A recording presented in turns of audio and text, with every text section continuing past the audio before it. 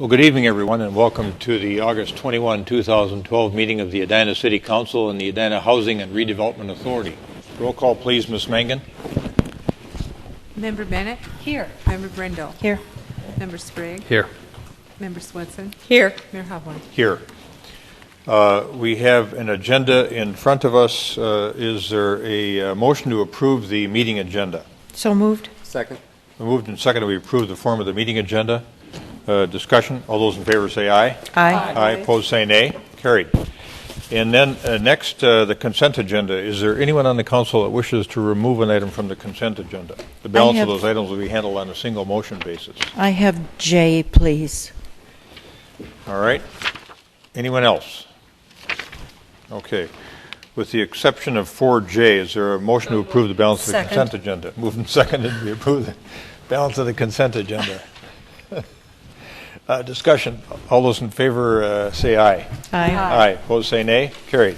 We're moving to 4J. Member Brindle. Thank you. I just have a question of clarification. We do have a budget on this item, which is the construction manager's management services contract for the Golf Dome construction. And so we have a budget for the construction management services contract, but I don't see a budget for the Golf Dome itself. Just wondered if we have a budget for that yet. Councilmember Brindle and members of the council, we do not have a firm budget for that project at this time. One of the services that we will get from the construction manager is to assist us in creating that project budget. One of the services that we'll get from this construction manager is the ability to work with the designers and also to assist us in our discussions with the insurance carrier to help us get as much of our insurance settlement money as we can get to support the project. I think that's the basis for my question as to whether the insurance settlement is going to fund the replacement of the dome or whether we need to make additional funds available. At this point, we know that we have received $668,000 of the insurance settlement. We believe that, and the insurance carrier believes the settlement, when it finals out, is going to be over $1 million. But at this point, it's premature to tell you what that project is, other than we want to create a project there that's better than it was before, but probably of the same scale, certainly. So it's in order to stay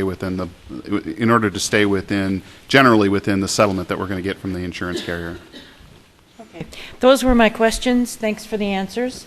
Would you move the matter, please? I will move 4J. Thank you. Thank you. Is there a second? Second.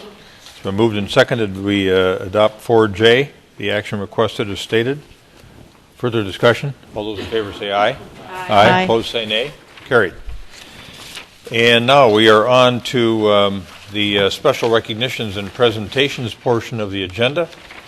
And we are pleased to welcome the Hennepin County Commissioner that represents our neck of the woods, Jan Callison, who is the former mayor of Minnetonka. She is going to, in her able way, bring us up to speed on what's going on at the county.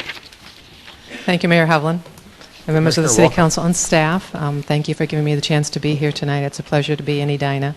I usually try and bring a handout of some sort. Tonight I have some slides, and I thought I would comment on the budget. I think seem to always come in the late summer, early fall when we're talking about budget. So the budget, and then also some information about Southdale. I thought you might be interested in that, and I'm happy to take your questions and respond to any concerns that you may have as well. So we'll start out with sources of revenue for the county. This is a slide that shows the past 3 years.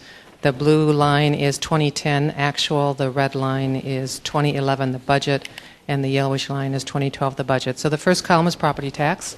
You'll see in the past 3 years we've held the property tax levy flat, if not declining slightly. Federal funds have stayed pretty much flat. State funds declined in 2011, rose a little bit in 2012. Fees and services have increased, and other sources of revenue have declined. And the general picture, as you know from being in local government, is that sources of revenue have declined. And for 2013, while the state may stabilize, we expect that the federal government share may decline as well. So we're not expecting any large influx of revenue into Hennepin County. We have some preliminary property value information, and Edina usually sees your property values at least stay the same or possibly increase. Across Hennepin County, property values are still decreasing, not as much as they were, but that means, of course, the tax burden shifts onto the Edina residents a little bit more. We also, in 2013, are expecting to see that residential values will be down generally across the county, as I said, but that apartments, commercial, and industrial values will be up. So there's some possibility that the swing may be a little bit in the direction of commercial, industrial, and apartment and away from residential. But as you know, it's very specific, property by property, very hard to forecast. So that's essentially the revenue. Because we've had some briefings at the county level, I thought I'd bring you information about needs with more detail than I often bring. So these are some slides prepared by staff. They're broad brush slides, but they'll give you a sense of what we're seeing. So this is the number of families per night, and the conclusion is that it's nearing 2001 levels. We've had a concerted effort to get families out of shelter and into housing, and you'll see that there was a big drop between 2001 and 2002, continued to decline. By 2007, the numbers were back up, and in 2012, as the slide indicates, moving in the direction of 2001. So our ability to get families out of shelter has been reduced by this recession. This shows you some other areas of growth in need. So the first bar chart shows the monthly average of open individuals on medical programs, January through May, a 26% increase over 4 years. The next one is the monthly average open food support and MFIP food portion cases. You may know that as food stamps. 69% increase over 4 years. Monthly average calls to child protection, a 28% increase over 4 years. Monthly average calls to adult protection, 13% over 4 years. And long-term care consultations, I believe these are required by Medicare, 26% increase over 4 years. At the same time, over those 4 years, we have decreased social work staffing level by 14%. So as we have dealt with declining sources of revenue, we have done that in many cases by leaving positions open, by increasing wait times, by slowing down some of the service delivery in Hennepin County. And as I indicated last year, we're reaching a point, the state audits our delivery at audits for mistakes. You can be fined if you have too many mistakes. We're beginning to worry that we're at the point where our workers' caseloads are too large, the regulations are too complex for the caseloads they're carrying, and we may begin to see some adverse impacts in terms of how the state views our service delivery. So that's essentially the budget picture. The direction that has been given by our county administrator is to reduce all departments to bring in budgets that reduce spending by another 2% next year. So again, trying to hold the levy fairly flat. And I expect that when we see the budget finalized, not everything will be down 2%, but that's been the goal. Our deadlines are that on September 11th, we will be setting our maximum levy. We'll actually be receiving, I think, the budget next week. And then on September 25th, the county administrator will present the proposed budget, and we'll be starting hearings in October. We'll take final action on December 11th, so a couple of months to go through the departments, department by department, and make some decisions. And then the other item of note on the county is that our county administrator is retiring, Richard Johnson, and so we'll be looking for a new county administrator. We also have had the resignation of Dr. Art Gonzalez at Hennepin County Medical Center, so we're looking for a new CEO at the medical center as well. And Richard Johnson's resignation, he's done a wonderful job over the past, I think, 7 years. It's probably the tip of the iceberg in terms of some of us baby boomers beginning to move on to other things, and we will see, I think, a number of people at the county in senior positions who will be moving on to retirement and other endeavors. Then I want to touch on Southdale a little bit. Here are statistics for the library. You'll see that black line is total checkouts, and again, this is 2009, 2010, 2011, so a slight decline in checkouts. Library visits fairly steady, that's the red line. The green bar is the internet computer sessions, and the blue bar is reference questions. What we found in our libraries generally is that ebook checkups are up dramatically, or checkouts are up dramatically, although it's still a small portion of library services.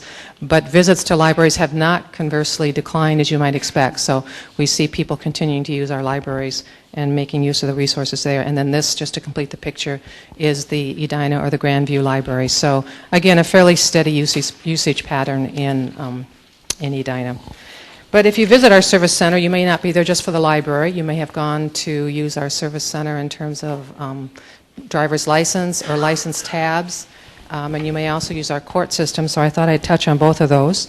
And one of the casualties, I would say, of this budgeting environment is our service centers. The waits have increased dramatically. I often hear that from people going to Ridgedale, not as often Southdale, but I had a phone call a couple of weeks ago from somebody who'd used the Southdale Service Center, and the wait was, I forget whether it was an hour, but it was substantial. And so I do want people to know that we do offer the ability to make an appointment at the service center, so you don't have to wait in line. I did offer that to this gentleman. He said it wasn't very helpful, so I'm putting it out there. I get usually positive comments to that. But if you use it and you find it's not helpful either, that would be useful information for me to have as well. But our service centers really are sort of caught where some of the transactions that are more profitable are being done on the internet. We don't get any money from that. The state sets our fees. We can't change that. We end up with people whose transactions are more complicated. They take more time because they can't do them on the computer. They have to come in face to face. And we have decreased the funding of property tax to our service centers. We shut down the Eden Prairie one recently. And we still are trying to figure out what to do with this model, realizing that if we can't provide a good service to our residents, perhaps it doesn't make sense to provide it at all. And this is not something we have to do. This is a state function, and it should be a state service. We've done it for years as a courtesy to our residents. So I'm still trying to work through the issue of the service centers, and then, of course, there's the issue of security at the Southdale Court. We added temporary security. I think that's worked actually fairly well. The concern always has been in the winter because there's really no queuing space, and people would have to wait outside. And so we have had a study commissioned to look at the options and costs, and it's both the Southdale, the Ridgedale, and the Brookdale Center. That study is to be done this month. I haven't seen it yet. And then after it's completed, we have a visioning session being held with the courts so that we can work with them in terms of changes in schedules, trials, ways to decongest, if you will, our suburban courts. And then another meeting with the police chiefs and the city attorneys is scheduled for September, and all of this should lead up to a report to be delivered to the county board in November, and this would move into our budgeting in terms of what the cost would be to have permanent security of the courts and how we would pay for that. That's one of the reasons why we're looking at 2% decreases, because that would be an increased cost that would have to be handled somehow. So that also is a topic of conversation, and I know that we have had input from staff, I think, on this issue, certainly staff on other issues the county works with, and I want to thank the staff for their work with Hennepin County. Thank you as well. Thank the mayor for his service. We're on at least one committee together, and let you know that I appreciate your support, and I'm willing to answer any questions that you may have. Questions for the Commissioner? Member Sprague? Thank you, Commissioner Callison. Good to see you. On the internet computer sessions for both Southdale Library and Edina, they're down over a matter of years. Do you attribute that to more people enrolling in their own internet access at home, or? I haven't heard staff explain what that number is, and I think it's just sort of episodic. You know, as people get more sophisticated, maybe have more access to computers, they don't come into the library. But overall, computer usage is really strong in the Hennepin County system. So I don't think staff has any concern with those numbers at all. Thanks. Other questions for the Commissioner? Member Bennett? Yes, thank you. Or comments? Thank You're you, welcome. Commissioner Callison, for your presentation. It's obvious from your comments and the information that you brought tonight that the focus of county services is a lot of provision of human services. I understand that the county is also very involved in the provision of some transportation services, road ownership and regulation, and that sort of thing. And I almost hesitate to ask the question, given what we've heard about the budget, but where are those numbers going to go, and what kind of realistic partnership can the city try to maintain or cultivate further with the county for needed changes on France Avenue and on York, both of which are county roadways? I believe those budget numbers are going to stay fairly strong, because we know that people need good roads and they expect good roads, and actually the quality of our pavement by some measures is not as good as it should be, so it's really hard to cut something where you should really be putting more resources into it. I did ask staff about those two opportunities And the answer I got back from staff, particularly on York Avenue, is that we do have a program that's called the Roadside Enhancement Partnership Program. It provides some funds to improve roads. Today we had an item in Minnetonka to bury power lines underground. It does some of that in certain parts of the county, not the whole thing. But our staff has been talking with your staff about those funds and the possibility of using them on York. What we have done in the past is sort of work with the cities and approve it. Now we're going to go through more of an RFP process, is what I understand it. So it'll probably be more competitive, reflecting perhaps the fact that there are fewer of these funds around. But I believe staff's been in contact with your staff talking about that possibility for York and making sure they're aware of the window of opportunity to apply for those funds. And these are these would apply for non-motorized transportation uses talking about and needs trails? as well as motorized. Speaking more specifically about safe pedestrian crossings, sidewalks, there are some right-of-way issues that we're facing. I know that, again, they are county roadways, so that's the kind of partnership that I guess I'm looking for. The roadside enhancement, I believe, would be more for visual, power lines, vegetation. I don't think you'd find it being used for trails, access signals. I do know that on France, where there's a grant that you received that came through the Transportation Advisory Board, that our staff is involved with your staff on that, working it through. Usually on the county roads, for enhancements like that, there is a local share that we ask. So the majority of the money is put up by the county, but we do have a cost-sharing calculation, and we ask the locality to participate as well. At this point, the design that was approved at our last meeting, the grant that you mentioned, $1 million federal money, represents about 25% of what is anticipated to be spent, and that's exclusive of any additional right-of-way that needs to be acquired. Mm-hmm. And I forget how it was presented at the Transportation Advisory Board. You may remember, Mayor Hovland. I suspect that when the city made application for it, they had some sense for where the funding would come from. Well, I think Member Bennett's referring to the plan that our Edina Transportation Commission has come up with post the extension of the sunset date that right. we had rather an than active a bridge discussion on at the tab. Right. And so I think the costs have come in higher, especially the projected cost of right-of-way acquisition. I think Okay. it's over $2 million. But we haven't had any conversations with those landowners yet. But I think one of the things we've talked about is in this process of making it easier for people to get safely across France Avenue. How can the county help with that? And then also this beautification element, the Roadside Partnership Enhancement Program, with those wide boulevards on both France and York. At least in my conversations with your engineer, Jim Grube, in the past, it seems like it would be something that the county would be willing to do, and if we need to be moving quicker, we need your advice on that than we are moving right now. Well, let me follow up with staff. I was going to say it's probably a staff-to-staff conversation to start with, and we try and treat all the municipalities equally in Hennepin County in terms of what our policy is, but I can follow up and see if there's more that we should be doing in that regard in terms of getting back to your staff or to you. Just to leave the record clear, the original funding, the $1 million grant and the requirement of $1 million in local money, that was never going to fund completely the original project, the one that got, where the scope was approved to be changed and the sunset date extended. That had been roughly calculated at $2 million, but that again was exclusive of any acquisition of right-of-way for the ramps that would have been required. So we were probably looking at least a $4 million price tag on that as well, but only at one intersection, 72nd Street, whereas this is now 3 intersections plus a 4th intersection to be addressed with the first installation of 9 Mile Creek Trail. Well, it only points out how expensive and complicated these projects are and how important it is to work in conjunction with other units of government. But if we could be moving, let's say in tandem or in parallel with the France Avenue project on York Avenue with some beautification improvements, we're all for it. Okay. I'll take that back and follow up on that. Okay. Member Sprague. I just a quick follow-up to that. I also thought there was additional monies available through Hennepin County Community Works, and this came up in conversation with staff when we were reviewing the county's 2009 master plan for France. And so I'm just wondering if that would be available as well for a funding source.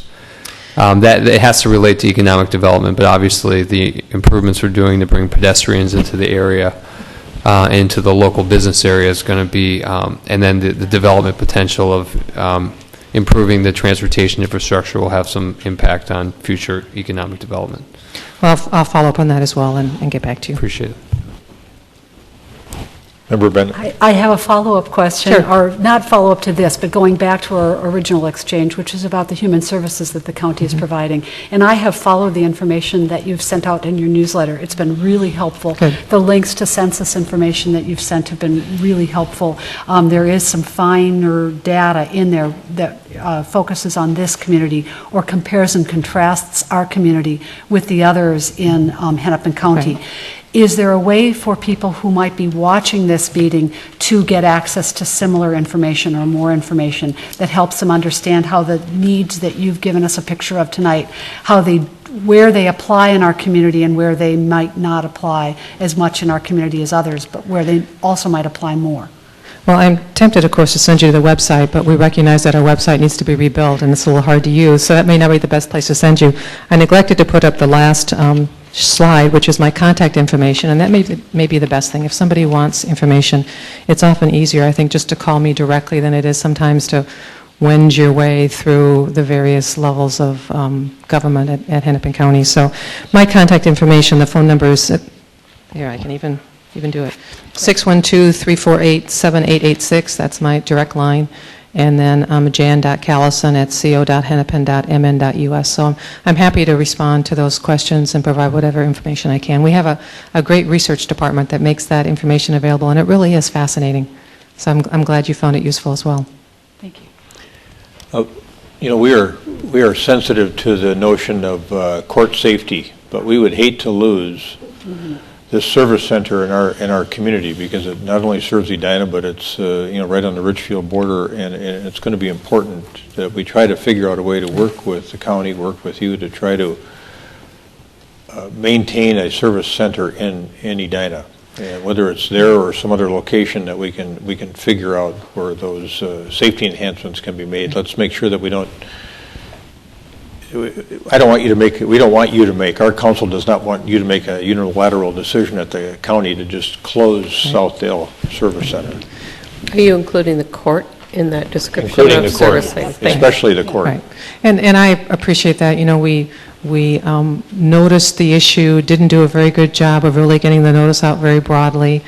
Did get responses from our city saying, we really want to be partners with you in talking about this, and that's why we stopped. We did the study, talking to the courts, because it is a complex situation. So, if all the court cases are scheduled at 9 o'clock and everybody shows up at 9 o'clock and they can't get through that security, then you've got an issue if they're scheduled at 9 o'clock and 10 o'clock and 11 o'clock, and you can spread that out. If that's possible, you've got another way of handling it. But we heard, or at least I certainly heard, and I know it from being in Minnetonka, that these local courts provide a service. They're accessible. When we talk about justice, it's not just the outcome, it's whether you can get to court. It's how much does it cost you to get to court? Do you have to go downtown and park? Do you need to put your child in daycare someplace? I mean, all those things go into the court system. And so, like all of these issues, it is complex. We have a system where the state, I would say, has passed costs on to the local governments, and the local governments are now saying, we're about where we can be. We can't do much more. So how are we going to get more efficient? How are we going to deliver services differently? What are we going to do to make sure that we still have these services, perhaps not quite in the same form?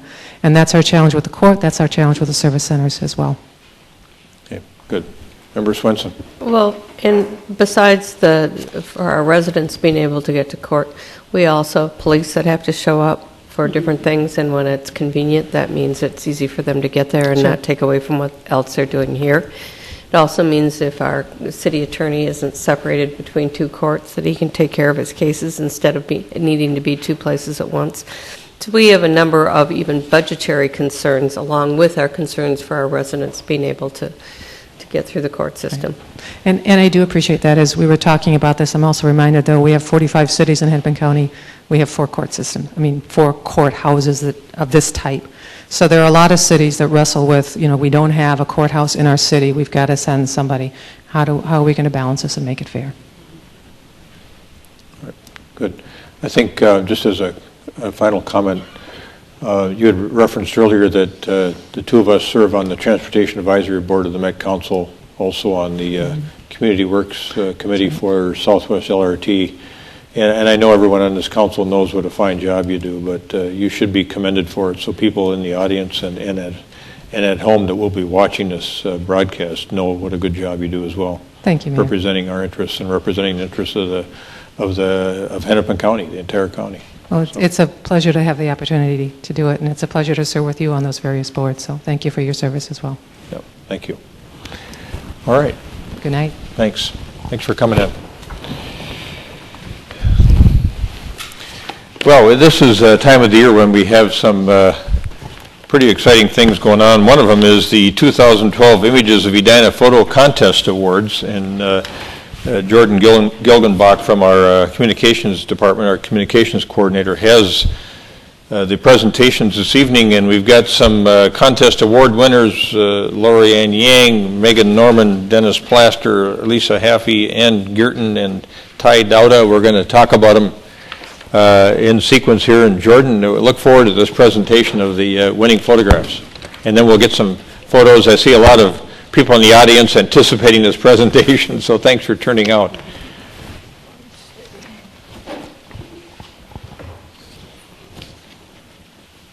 All right. What's it?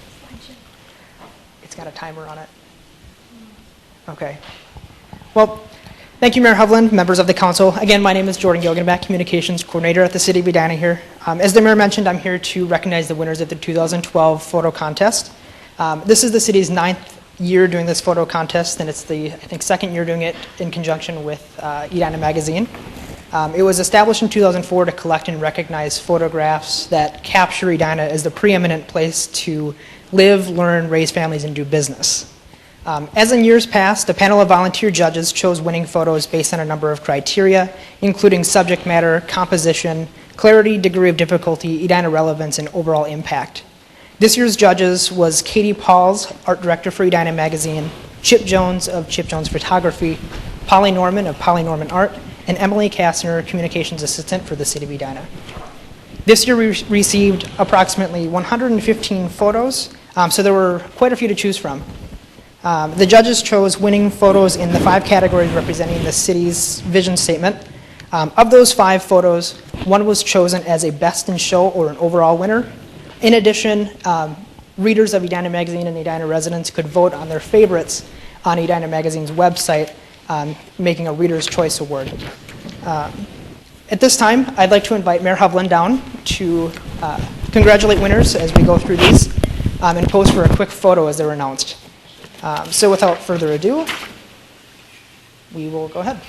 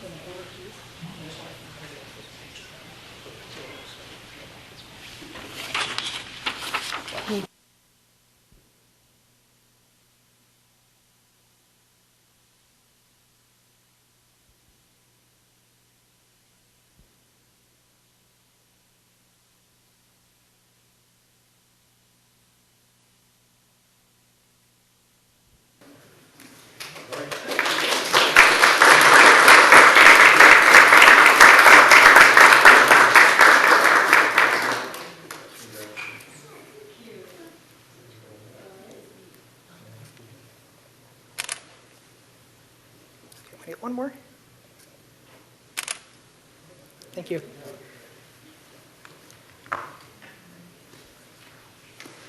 All right, our second winner this evening is of the Living People category, Singing in the Rain by Dennis Plaster.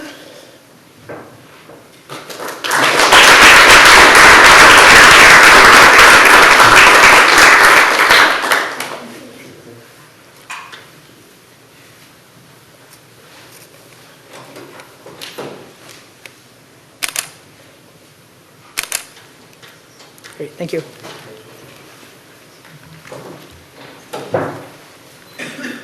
Next up, we've got the winner of the Learning category, Young Photographer by Ann Gerton.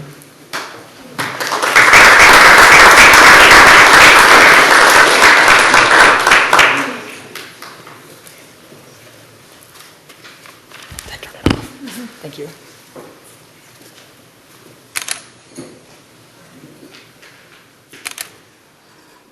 Thank you.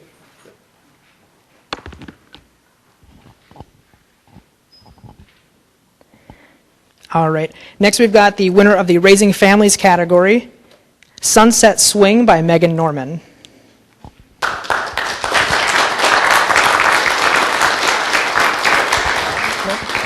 And it looks like she's not here tonight, so we'll get that one to her. All right, next up we've got the winner of the Doing Business category, which is Creek Valley Water Tower by Lisa Hafey.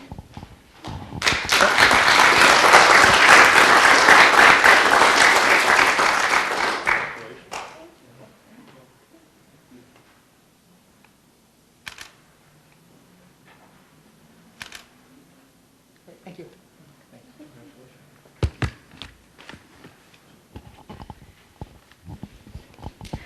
All right, now of the rest of the category winners, our final one is the Reader's Choice Award, and that is Stay Back by Ty Dowda.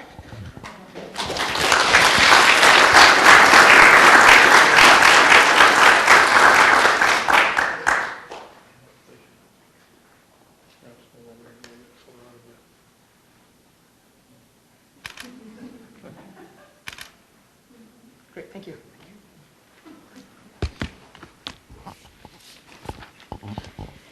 All right, so that does it for our category winners, and the long-awaited is the Best in Show winner, and that goes to Dennis Plaster for Singing in the Rain.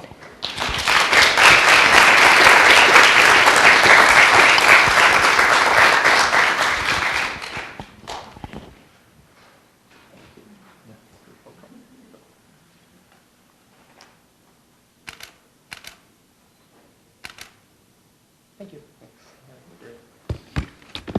Thanks, everybody, for coming in. Yep, thank you, everyone, and I want to thank everybody who entered photos this year, and for all of our judges, Edina Magazine for sponsoring, and then National Camera Exchange who sponsored the gift cards this year. Thank you.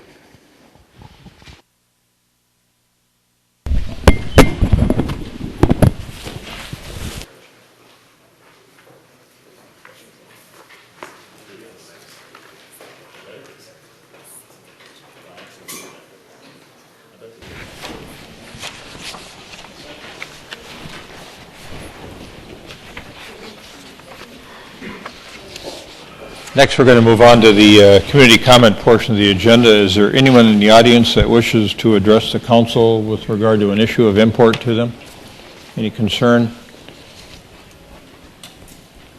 All right, seeing no one coming forward, we'll move on to the next portion of the agenda, which is the reports and recommendations portion of the agenda. The first matter in front of us is a proposed resolution involving Edina's Emerald Energy Program, the potential approval of an application, and in more simplistic terms, I guess the potential second use of PACE in our community behind the Murphy Automotive Project. So, welcome. Honorable Mayor and City Councilors, before you on your agenda, 7A is... Would you identify yourself, please? Oh, I'm sorry. I'm your new environmental engineer, Ross Bittner. Thanks for having me here. Resolutions 1294 and 1295. It's a two-step process for the Edina Emerald Energy Program, authorizing PACE financing, property assessed clean energy financing for Franset 50th LLC, and that is the current home of the Salou Bar American. This is essentially a $40,000 property assessed or property backed loan for about a $50,000 energy improvement retrofit. There are representatives of the applicant here to answer your questions if you have any, and that's the sum of my report. Staff has reviewed it, and we recommend its approval. All right. Member Bennett. Thank you. I have a few questions. I note from the documents that the interest rate, that the city's interest rate in this transaction or funding is 7.5%, and the bonds are 5.5%. Does that 2% cover the city's costs? In general, as we learn to to process the applications, we're probably a little bit short, and then the size of the application also comes to bear. But in the long term, it should. But that's something we'll have to reassess as the program matures. What ability do we have? I understand that there were some setup costs to the project, the program as a whole, and that we received a grant of $10,000 to do that. A lawyer, I believe, with the Faegre Law Firm drew up the documents. So, and this is our second project, so I know that we will learn as we go.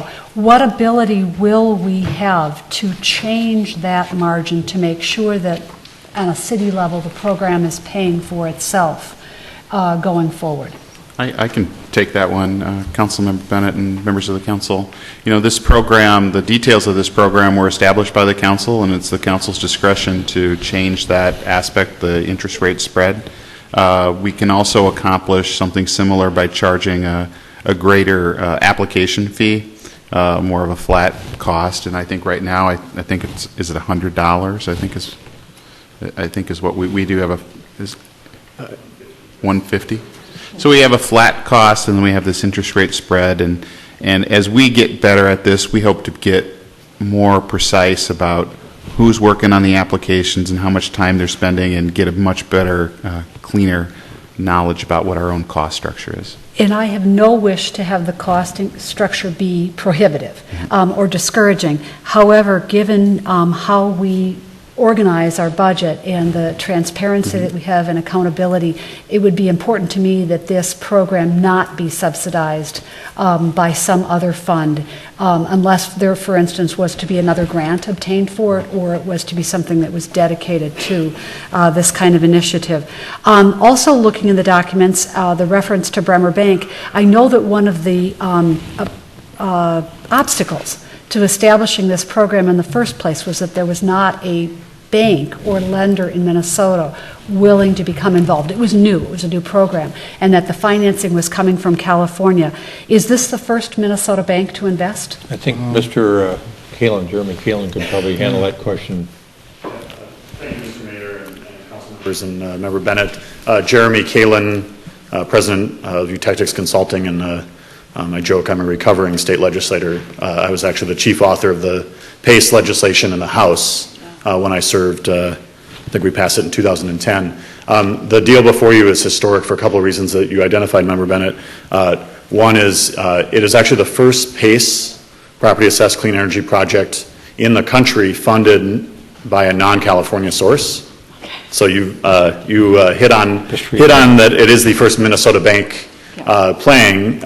It is also the first time that a non-private equity fund has come to play. We've worked really hard to build an investor network. We actually have $20 million or so lined up of community banks and community development financing institutions and other community-focused investors. The mayor's been a great champion and continuing to push us along this route. And it's been a lot of hand-holding with Mr. Bittner and the rest of city staff in working out those kinks.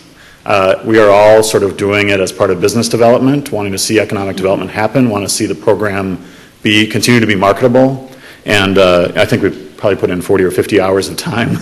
And certainly there's we're not getting paid for adequately for our time on the project, but believe that if we can work this out properly as an enterprise from the city side and an enterprise on the private sector, that you'll see a lot of activity in the city.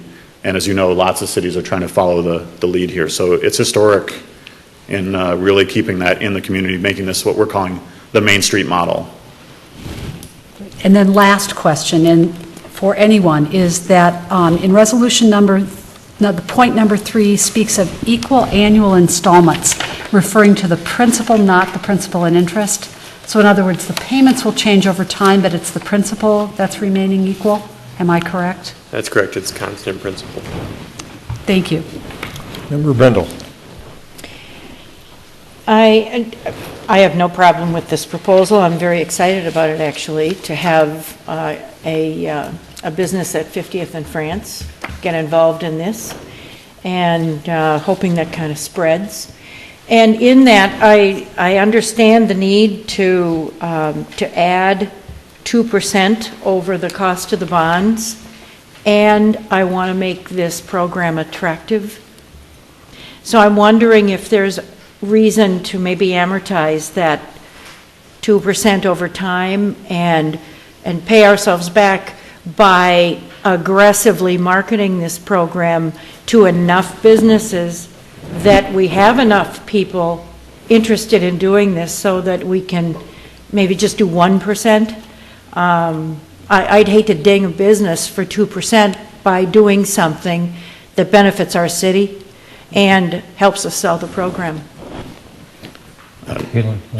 Mayor, and sorry, it's my legislative training to always defer to the chair to hand the mic over. Member Brindle, you're exactly right. We've really worked hard, and I think there's some work that we have to continue to do to continue to tweak the program to make sure that it's marketable. Because I totally get the notion of enterprise funds paying for themselves and not drawing down in other areas, but economic development also should be paying for itself as part of a long-term strategy. So we're having those negotiations right now with the parts of that investor network to figure out where's that sweet spot. And there are also, one of the things that's emerged is that there's a lot of money that's been interested in investing in businesses and helping them save money, and put folks like Bill Begonic from Energy Misers, who's here, who's going to do the lighting upgrade. But it's been a matter of the financial engineering around the deal and the lack of security. PACE brings that security, so it's all sort of figuring out where is that sweet spot, and is there another reason, because the rates have been too high perhaps to make these loans that have been sitting out there marketable. We're going to keep learning by doing. I very much appreciate the notion of figuring out where is that sweet spot from the city's perspective, so that we're not overpricing the loans. I can tell you that some of the investors are talking about dropping 25 or 50 basis points ultimately, maybe even more, on what they might need to make this work, which goes to show how cheap municipal bonds are right now, as you guys know, on other projects. So it's just, we're going to keep learning by doing, hopefully, and hopefully you'll see a lot more of these projects in front of you. Mr. Keelan, why don't you comment on the historic element of this, and that is your effort to find Minnesota financial institutions that are willing to look at these property-backed loans. Well, it's been a difficult process just because of the uncertainty of what this new instrument is. You guys went through this as a council getting up to speed on the solar project. To be honest, on the energy efficiency side, the payback for energy savings projects, once you start monetizing the tax benefits and working it out to make sure that it fits the picture of the business, on this project, it's zero down, zero money up front, cash flow positive for all 5 years. The worst year is a $7,400, in terms of real money, $7,400 net positive for the restaurant. So it's a very good deal on that side. It's really just been about hand-holding through the process, talking to Ms. Galey, the bond counsel who drafted the resolution originally, and just really doing it. It's been a lot of hard work. I do want to recognize Senator Franken's staff, Catherine Blauvelt, who's in the audience as well, who has done a lot of convening of those kinds of conversations, and I think in a lot of ways spurred on by the model that you guys built, that the city built, and your bully pulpit leadership, Mayor, to say we should be having money circulate within our community and our state. And Bremer, just they get it. They're community-developed, community-focused bank, and they're meeting their mission. And lo and behold, also, this increases their Community Reinvestment Act score. So they're, is a $40,000 bond purchase going to dramatically affect their score yet? No. But we treated this like there was 1 or 2 more zeros at the end of the project, so that we all worked the kinks out, including on Mr. Bittner's side and Ms. Kurt and Mr. Wallen on the city staff side, just cranking away at it so that, as Member Brindle said, we want to make this marketable and make it work. I have not yet. We've talked to every other PACE community around the country, and none of them seem to have figured out how to crack this nut of the community financing institution.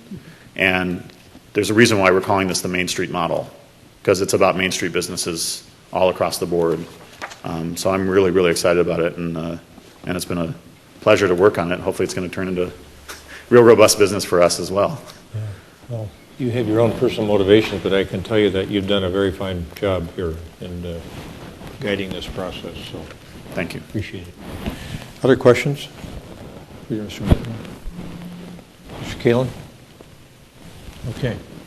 Thank you. Do we have a motion on this matter? So move. Second. Got a motion and a second to approve Resolution 2012-94 and 2012-95 involving the Edina Emerald Energy Program. Further discussion? Yes. Member Brindle. We are approving, if we vote to approve this, we are approving this at 7.5%. Is there any interest in lowering that by 1% to 6.5%? Well, I heard from the information today that 7.5% doesn't quite cover our costs. So at this point, we're a little bit minus to break even. So until I can figure out a way to get those costs down, I would prefer to have the costs covered, or at least close to covered. You know, on the first project, we did tend to underwrite it a bit. I think we can get our costs down over time, but I didn't hear resistance about the 2% from anybody that's doing this, and it sounded like it was going to work for the restaurant. Okay. So I think in this circumstance, we should stick with the horse that came to the race here and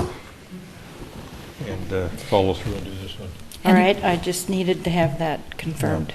And again, as Mr. Kalin said, there is a good payback in this for the business with the energy savings that they will realize. So I think that may be why we did not hear or see So that pushback. payback schedule showing the least amount of $7,400 is, that takes the 7.5% in consideration?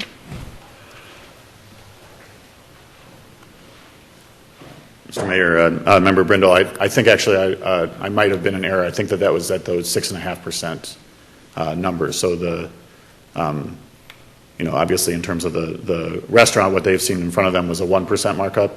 And I, again, totally understand the pressure. Obviously that $7,400 will be reduced, I think it's by a couple $100 if I remember right. So it would still be in the black? Oh, it will definitely be in the black. Okay, it wouldn't impact them negatively, other than it wouldn't put them in the red, basically. It wouldn't put them in the red. I do think we put in a substantial amount of time of in-kind time on our end. Now, if you were to see it to reduce, we're essentially still in that program development phase, and so if you were to see it to reduce that 1%, just to be clear and transparent, which is our model, to be 100% transparent with everybody in the transaction, I won't get any benefit. Salou and the property owner will, of course. And we're going to keep working with Mr. Vintner and putting in quite a bit of time just to make sure that any technical changes that might need to be made to smooth the process, that continue to make the program marketable. So I see about another dozen hours of our time making it work. If you can see to recognize that through the reduction, it would. I know that it would be well appreciated by Salou. They will still be in the black substantially, but I just want you to have the full picture of that that piece. I understand not wanting, I understand needing to pay our costs as a city, and I understand making this marketable and as accessible as we can to businesses. So if they will still be in the black and this is still a good deal for them, then I'm ready to support it as is. And Mayor, I would say I want to make sure that we identify our cost basis clearly before we take away any further basis points on our side. So it sounds like once we have a track record of administration, we'll be able to more accurately estimate the actual expense, and we won't be making money on it. We'll just be covering our costs accurately. I think it's a good point, and we may discover in looking at that underlying information that creates a basis for the 2% markup that there are things being charged that we as a council don't need to recover. But I think we need to have that data so that we understand what the 2% markup is composed of, and to see whether we agree or disagree with how it's done. Well, the ability to do this program is based on the credit worthiness of the city of Edina. So I think that has a value, and that is why we're doing this program, and that's probably why we have a local bank supporting it, so I think we need to recognize that. Yeah, I think that's a great point. It is a property-backed loan after all, and using the special assessment power of the city to back that loan to create extra collateral power. And I expect that I'm really appreciative of the fact that local lenders have stepped up here now, and we've created our own funding source here in Minnesota, albeit a relatively modest one to begin with. But over time, I think as these lenders get more comfortable with this program, we'll see the rates go down and the costs go down, and so that it will all benefit the particular business that's taking advantage of the PACE program. So I'm comfortable leaving it as is. I think everybody else is too, if I hear correctly, and Member Brindle, you are too. I mean, you've arrived at a level of comfort sufficient to vote for it. I have arrived. All right. Indeed. All right. Any further discussion? All those in favor of the motion say aye. Aye. Aye. Opposed say nay. Carried. And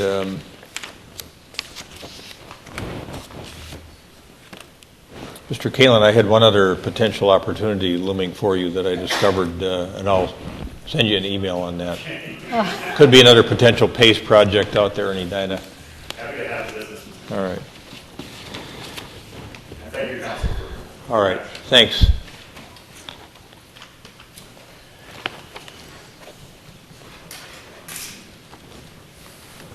All right. We're on to the next matter before us. We should thank Senator Franken's office, too, for coming in. Yeah, thank you. All right. The next matter is 7B, the Special Assessment Policy Revision matter. And John Wallen, you have this, our Director of Finance. Good evening, Mayor and Council.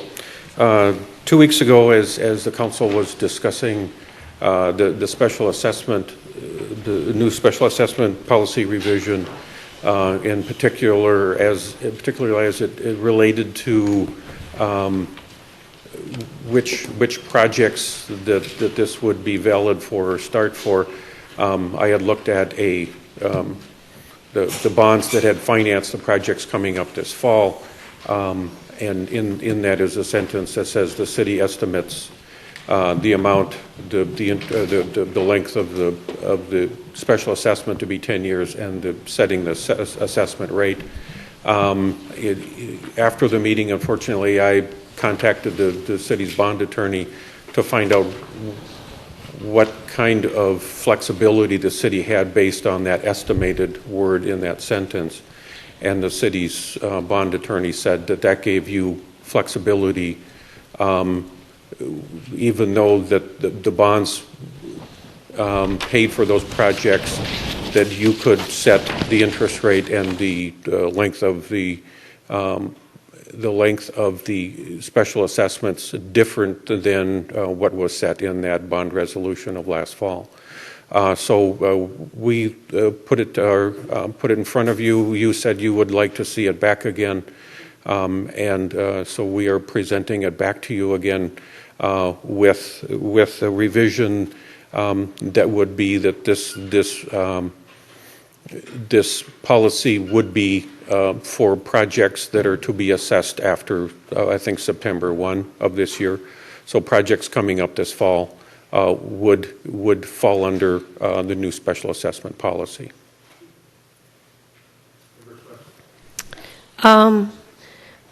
While I'm the one that wanted to know whether we could do it retroactively, thank you very much, John, for taking the time to research that.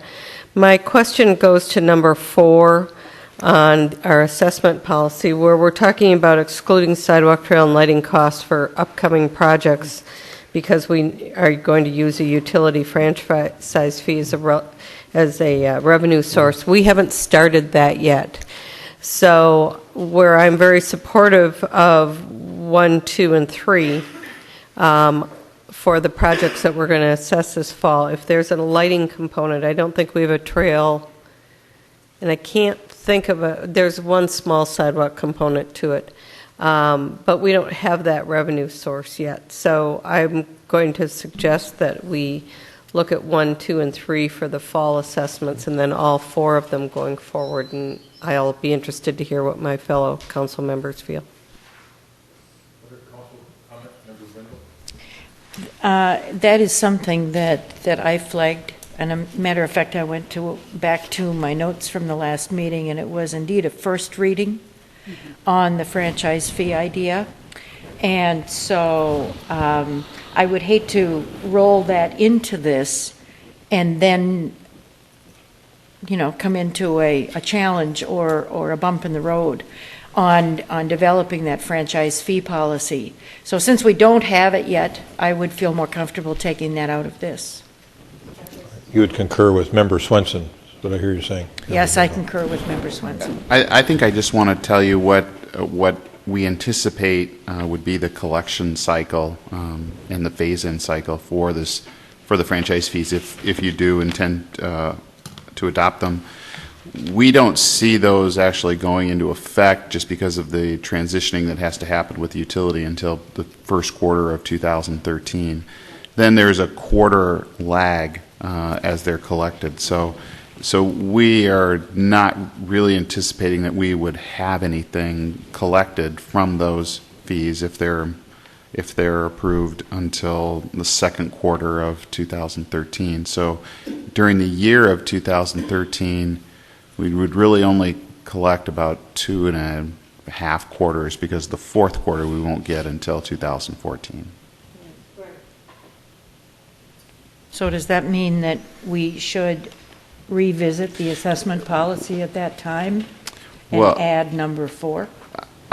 I think I just want you to know what the phasing is, because as you're making this decision about what costs are going to be included in projects that you're going to do final assessment hearings for in another 60 days, I think, we won't have that revenue for another 120 or more days, actually more like 180 days. So adopting the policy doesn't put us at risk legally of having to fund those elements, even though there's no... Well, it's the statement of what you want us to include in the computation of the assessment. Well, do we have any sidewalk, trail, or lighting cost issues in this? Will we have any in any of the assessments, final assessments that we're going to be doing? I can't recall that we do. And I think it's presumptive to... There's a small sidewalk at Creek Valley School. That doesn't get assessed per year. Okay. So the projects I'm thinking of are that the Kellogg Addition project, that'll be assessed this fall. Minnehaha Woods. Yeah, those are the projects that are assessed this fall. I don't think that I can remember any sidewalk component. Oh yeah, there's 2 sidewalk components coming off the frontage road of along the east side of Highway 100. There are 2, but there are lighting components. And so and I'm actually comfortable going forward after this fall assessment adding number 4. I'm just not comfortable with this current fall assessment including number 4. Member Swenson, I think the sidewalk, if you're referring to 44th, where is the sidewalk location off Highway 100? It's by Harvey Lake. Yep, like Okay. Then there is stubs. then there is that local. There's at least 2 stubs there. Okay. Roger, were you going to say something? Why don't you say something? Sure, I'll say something, Mayor. First, there's these. I don't know. I'm not familiar with the projects that are going to be assessed. How much sidewalk or anything is in them, so I can't answer that. But you will collect this money. I mean, you could, for example, if you chose to, it's a policy decision, exclude it from the assessments, and then pay it out of the, if you will, the general fund, and then repay when you get the money from the franchise. You could repay yourself. Except that then we end up always being 1 year behind in every project that we do that we have this franchise fee for, because we're basically building 1 year on money that we're going to collect at the end of the year, the next year. So that, I've never budgeted very well at home that way. I don't budget very well as a city that way, but I appreciate that concept. What I don't know, for example, is, I heard a number last time about how much money you're going to get in the franchise fee. Right. I don't know what the number is, the cost of all the sidewalks and all the other stuff. I don't either. I don't know, whether one year you get a lot of money and you don't have anything, and then you get a lot of improvements the next year. So it might not match up year by year. I can't imagine we'd approve a new policy without a funding source attached and collected. So that, to me, that doesn't make any sense. Well, and it's presumptive of us approving the use of a franchise fee. That hasn't got a second reading. It's been before second reading. Yep. Member Bennett. There are some other issues, both with franchise fee, and then I have 3 specific issues with this. And with the franchise fee, I think part of what we are contemplating is that if we are going to have a source of funding that's spread over all of the most or all of the citizens of the city, I think the anticipated uses of that is on prioritized projects where we are addressing needs that have been identified that fit within our work plan, that fit within Vision 2020 and the values. And we know we have a preliminary inventory of sidewalks, actually that I did, but I know that we need a formal inventory of what has been built, what hasn't been built, and what is prioritized. And so to move sidewalks that were approved on a basis of neighborhood funding into franchise fee funding would seem not to be the anticipated use of that funding. I know that there were some of us who felt that there were enough issues with the special assessment policy at our previous meeting that we were willing to table it, not because we didn't want to see things go into effect, but because we wanted some ability to address some of these things as thoughtfully as we are doing. But I still have issues with, again, 3 things. One is the REU policy, the unit of assessment, which is number 3, item 3, and the policy itself. And we know from a project that we approved this past year that we do have some non-state aid roadways that are bordered by multi-unit housing in different configurations. And while there is an explanation or a table for how multi-unit housing is calculated as in REUs in the state aid street policy, there is not one in this. And I think we need one in this. So what we have at this point is something that assigns one REU to each residential lot.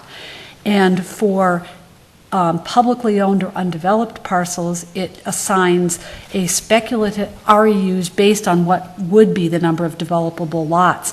That doesn't address, again, 2 things. First of all, the multi-unit residential lots located not on state aid streets. And the second thing it doesn't address, I think, to the satisfaction of some of the people who've raised issues with our policy, is the schools and parks, where if we use policy, for instance, assigning 4 REUs to a school, we are stating that the impact that that school is going to have on the roadway is equivalent to about 4 homes. And if that's best practice everywhere, possibly that's where it would stand. But I'm not sure that, again, really fairly measures the impact that use is going to have on that neighborhood. And I'll cede the microphone for a minute to my colleague, but I still have 2 more issues. Oh, please, no, go ahead. Okay. All right, so REUs, that's first issue. Second issue is with allocated costs, the language change that was made between the last meeting and this, I think, does now provide a comprehensive umbrella over stormwater management improvements. We're not specifying bioswales, but it definitely would cover them, as well as something that might be designed or developed in the future. I would like similar kind of wording. I would suggest that we use similar kind of wording for cost of sidewalks, trails, lighting, pedestrian, cyclist-related street markings. And one suggestion would be the cost of improvements to the city's non-motorized transportation network will be paid from. And again, that would be umbrella language that would mirror what we're doing with stormwater management. So that is number 2. And finally, my recollection of the work session that we had on this issue was that we had asked staff to evaluate the cost impact on the city and on people paying, property owners paying assessments of moving the part of the sewer line that's roughly equivalent to the part of the water line coming off the main under the street, going back to a certain point on the property. Water main from that, I guess, stop to the house has always been the homeowner's responsibility. And I know that in our projects, we have divided the sewer line from the line in the street to the house. We have made some allocation where there is a portion that the homeowner, property owner, can replace at their own initiative and cost and with their own contract. They are at some points invited to take advantage of the city's unit pricing or volume pricing and be part of that work. But there's also a part of that work that is not discretionary, that even though it's being paid by the assessment from, again, the main sewer line to the house, there's a part that has been discretionary, or if the homeowner has done within the last 15 years doesn't need to be redone, and then there's a part that's not. And that was the part, it was the part that was not discretionary, that was like the water main, where it's being done as part of the project. I had wanted to know what the cost effect would be of that. I think upon reading and rereading what it was that was before us at our last meeting, which I had read, but what I think the wording gave us was that the evaluation was of the sewer line from the main line to the house. And that was the determination that it would raise utility rates by 50%. Mm-hmm. I still would like to know the answer to that first question, because I think there's a question of logic. And there is the question of cost spike, and where we have really seen the assessments take cost spikes have been in 3 neighborhoods, and it's all been due to that necessary reconstruction of the sewer line from the street to the house. That's added thousands, in some instances $3,000 or $4,000 to the assessment. So I would still like to know what happens, what would be the cost impact on the city on assessments if we divide that, as we divide the water line, between the portion that's public and the portion currently paid for by the homeowner. But the portion, again, that's public, that's not discretionary, and the portion that has always been the homeowner's expense, but also their prerogative to make their own contract, get their own bids, and do their own replacing. So those are my 3. Member Sprague and Member Swenson. So in terms of the supportive policies to this policy, we talked about last time about more reviewing the policy of RUs when we hit a school or an institutional use like that, and that was a separate policy that was going to come forward, was it not, Manager Neal? It will need to be, because it will probably dwarf this. It could dwarf this policy. Okay, so that's coming forward in a separate document. And in terms of the specifics of what is covered through the city's pedestrian and cyclist safety fund, that policy will come forward as well, correct? Because here we enumerate a few different things: sidewalks, trails, lighting, pedestrian, cyclists. We have to get into specifics. Is it the ramp coming off the sidewalk, the ADA ramp? Is it, there's different features that we need to clearly identify as part of this funding source or part of the assessment formula? We can. What I thought I heard Councilmember Bennett say, though, is make that language more general and use that as the kind of the guiding principle for how those funds would be spent. I think for the purposes of the fund itself, we'll need to know what that covers. Okay. But rather than it depends on how many things we want to have to change if we change something. For instance, stormwater management improvements, again, an umbrella. And we know what that includes today, or we may know what that includes today. It's topical. The non-motorized transportation also is a term that has definitions.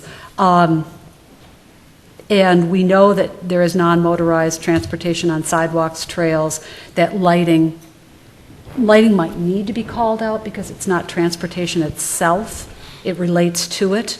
This is my point, is it general or specific? And if it's general, then it needs to be specific somewhere else Yes. to enumerate exactly what's being covered. And then in terms of the point Member Bennett brought up about the sanitary sewer to the house, I thought we had determined that funding that would drain the utility fund quickly, and that was not a feasible option, but that staff, I think at least this year, has facilitated a bidding process, and we want to more clearly communicate when neighbors should respond to that city-organized bidding process in the future so that they can either take the city bid or go out and do a private contract. Isn't that? That was the conversation. Okay. Right. And I thought over in Richmond Hills that the bid that they got was like $2,500 per household to do the sewer work. So The bids came in low, and there was an issue with it. Didn't have quite the potential impact that Member Bennett described. But either way, it was the timing issue that we can fix through a better communication. So that's handled. So to me, this policy, we're having other supportive policies coming forward with the cyclist pedestrian safety fund that will clearly define what's included. We'll have the school REU issue defined in a separate document. If we just strike the last sentence of allocated costs, we have something here that we can pass in the interim. And then once the safety fund is funded and we're ready to put it into use, we can bring this sentence back, perhaps with the revisions suggested by Member Bennett, and then pass yet another version of it. The last sentence is the costs of sidewalks, trails, lighting, and pedestrian cyclist-related street markings will be paid from the city's pedestrian and cyclist safety fund. Go ahead, Member Well, Bennett. your points are clear. I think the sewer question, we did not get the answer that I thought we asked in the work session. I know that the mayor wanted the answer on what would happen to, again, the utility cost if the whole line became the city's responsibility. I know that we have divided it for purposes of where we tell people they have to replace it, or if they've replaced it in 15 years, they don't have to replace it. So even though water and sewer are different, and I know they're different, we have had a way of evaluating which part is more or less under the residents' control and which is not. And there's a portion of this that lies under the street. And You're saying have the city cover the cost of sanitary sewer from the trunk to the right-of-way line? approximately. We asked that question and we didn't get an answer to it. Because he asked for the whole thing, and you just want that portion to see how that Right, model right, would and model out. I'm not advocating for that change at this point, but we don't have that information. We haven't had that information, and that's information that I would still like to get. And you're correct that it was a low figure in Richmond Hills this time, and what we were told is it's because the contractor wanted the work, and it was a low number, lower than we've seen in other neighborhoods on that portion from the right-of-way to the house. But again, that would remain, in what I'm contemplating and what we know so far, that would remain homeowners' responsibility. I am not advocating that the line from right-of-way to the house become You just want to model the trunk line to the right-of-way and see how that would affect, like as another offset to the special I assessment. want it examined for two reasons. First of all, it's logical. It matches what's done with the water line. Again, when we have to draw diagrams to explain to, colored diagrams to explain to people how the funding, we say it's 100% funding, but it's not. And then we start with the charts. And here's how the water line is handled, and here's how the sewer line is handled. And it's even different from the way the water line is handled. It's head spinning. It's confusing. And so part of what I'm seeking is clarity or logic, but if it's too expensive, if it doesn't work from either the perspective of the utility customer or the perspective of the city budget, then I'm not advocating further. I just want the information. The second reason I'm again advocating for it is that it would be one way to make projects, again, relatively more affordable, and I don't think in a way that would make it unfair to people who've already had projects and already paid for projects, because in fact what we're seeing is kind of marches up in sets of thousands of dollars, and what might have been a $6,000 project earlier is maybe $8,000 now. So you add the cost of this again, sewer from the middle of the roadway to the right-of-way line. Does it make a difference without being too burdensome on the city's utility system and utility customers? Member Swenson. It was my understanding that just that little diagram piece did change the sewer bill by 50%. But if we want that clarified, I think that's fine to have it clarified. I guess I'm of where Josh is, and I would support where we are now with deleting the cost of sidewalks line out of it, and then wait for further documentation to clarify the other points. Is that a And motion? so I'm going to make that as a motion. Yeah? I will second that. Okay. So your motion is to strike the last sentence of... Starting with the bullet. cost of Okay. sidewalks, trails, lighting. I second that. All right. Further discussion? I can. Yes. I'm sorry. Member Brindle. Thank you. Just thinking about some of the things that have been said in this conversation. In the first sentence, the cost of curbs, gutters, and other stormwater management improvements, that umbrella. And looking in the future, when we do add the last sentence, the cost of sidewalks, trails, lighting, pedestrian and cyclist-related street markings, and non-motorized transportation improvements, looking at those two umbrellas, in order to, we have to specify somewhere what we consider an improvement that would be included in that umbrella. So I would just put out that in the future, I like the way this policy is stated. It's clean, and I would just add a paragraph of definitions, what is included in those improvements and what is not, for clarity. So, that would be just a suggestion, so that we don't have to change the policy when we talk about stormwater management improvements. As technology changes, we can just change the definitions. All right. Mr. Milner. On the issue that we're talking about that involves the sewer, the sanitary sewer, where the city requires the homeowner to pay from the house to the main line, as distinct from the situation where the homeowner pays for the water line from his house, from their house to the curb stop. If you were to try to undertake some sort of division of cost on the sanitary sewer, it seems to me like it's a little bit difficult and distinct from the water line, where you've got the water line from the house hitting the curb stop. Otherwise, you've got a single pipe running from the house to the main line for sanitary sewer. You know, how would you, from a practical standpoint, go about allocating that cost between the house and the curb and the main line? Well, you'd probably have to pick a common point. You could pick the right-of-way line, say. Pick that point as your common point. That's similar to where the curb stops are located. To answer your questions before on the cost, typically the cost from the main to the right-of-way line is about 50% of the cost from the main to the house.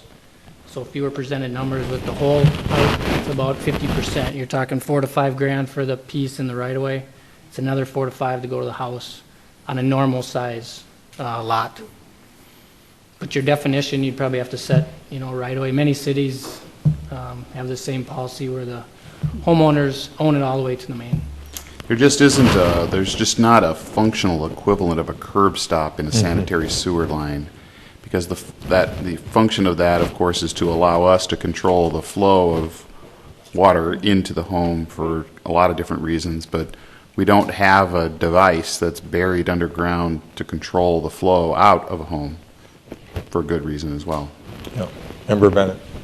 No, but we do, again, tell people what part they have to rebuild. And there's a part that they don't have to rebuild if they've rebuilt it within a certain time interval. And just to be clear to Member Swenson's question, the way that the item was worded in the previous staff report was evaluate the potential impact on utility rates of shifting the cost share burden from the property owner to the city for the costs of replacing the sanitary sewer lateral from the home to the main. So we did not get that answer, and I understand that we're now quantifying it, but I can... Maybe we don't need that fine an answer or that fine a point on it if he says it's about 50% of the cost to go from the house to the curb and the other 50% of the cost to go from the curb to the main. Well, what I would prefer is to vote on this evening. I'm prepared to support this, but I would like still to get the answer to the question that I thought we asked in the work session. Because I think, as we said, we want to be able to fund what we do, and we had this previous conversation on the prior discussion on PACE. So even if it's a 25% increase in our, I want to know that Yes. that's what I'm going to have to fund, and then I'm going to ask that we vote on a sewer increase to offset the fact that we've just started doing this in projects. So I don't want to pass something that is not funded. So you have to balance clarity in the policy with economic feasibility. And for us to get a number should be no problem. Let's have the number. That's And I agree. We will. The analysis that was under discussion was primarily with Mr. Houle, and so we have Mr. Milner here tonight, and I don't know that he was involved in that discussion with Mr. Wallen and I. So when Mr. Houle, who's on vacation, gets back, we'll sit down and we'll go through that data again, and we'll provide you that information the best we can. Okay. We've got a motion and a second. Single change in paragraph 1, elimination of the last sentence of paragraph 1 on the policy. Further discussion? All those in favor say aye. Aye. Opposed say nay. Carried. All right, next matter is the proposed donations policy revision, which has been drafted by the Park Board. And we're going to get a presentation from some of the folks that were involved in that process.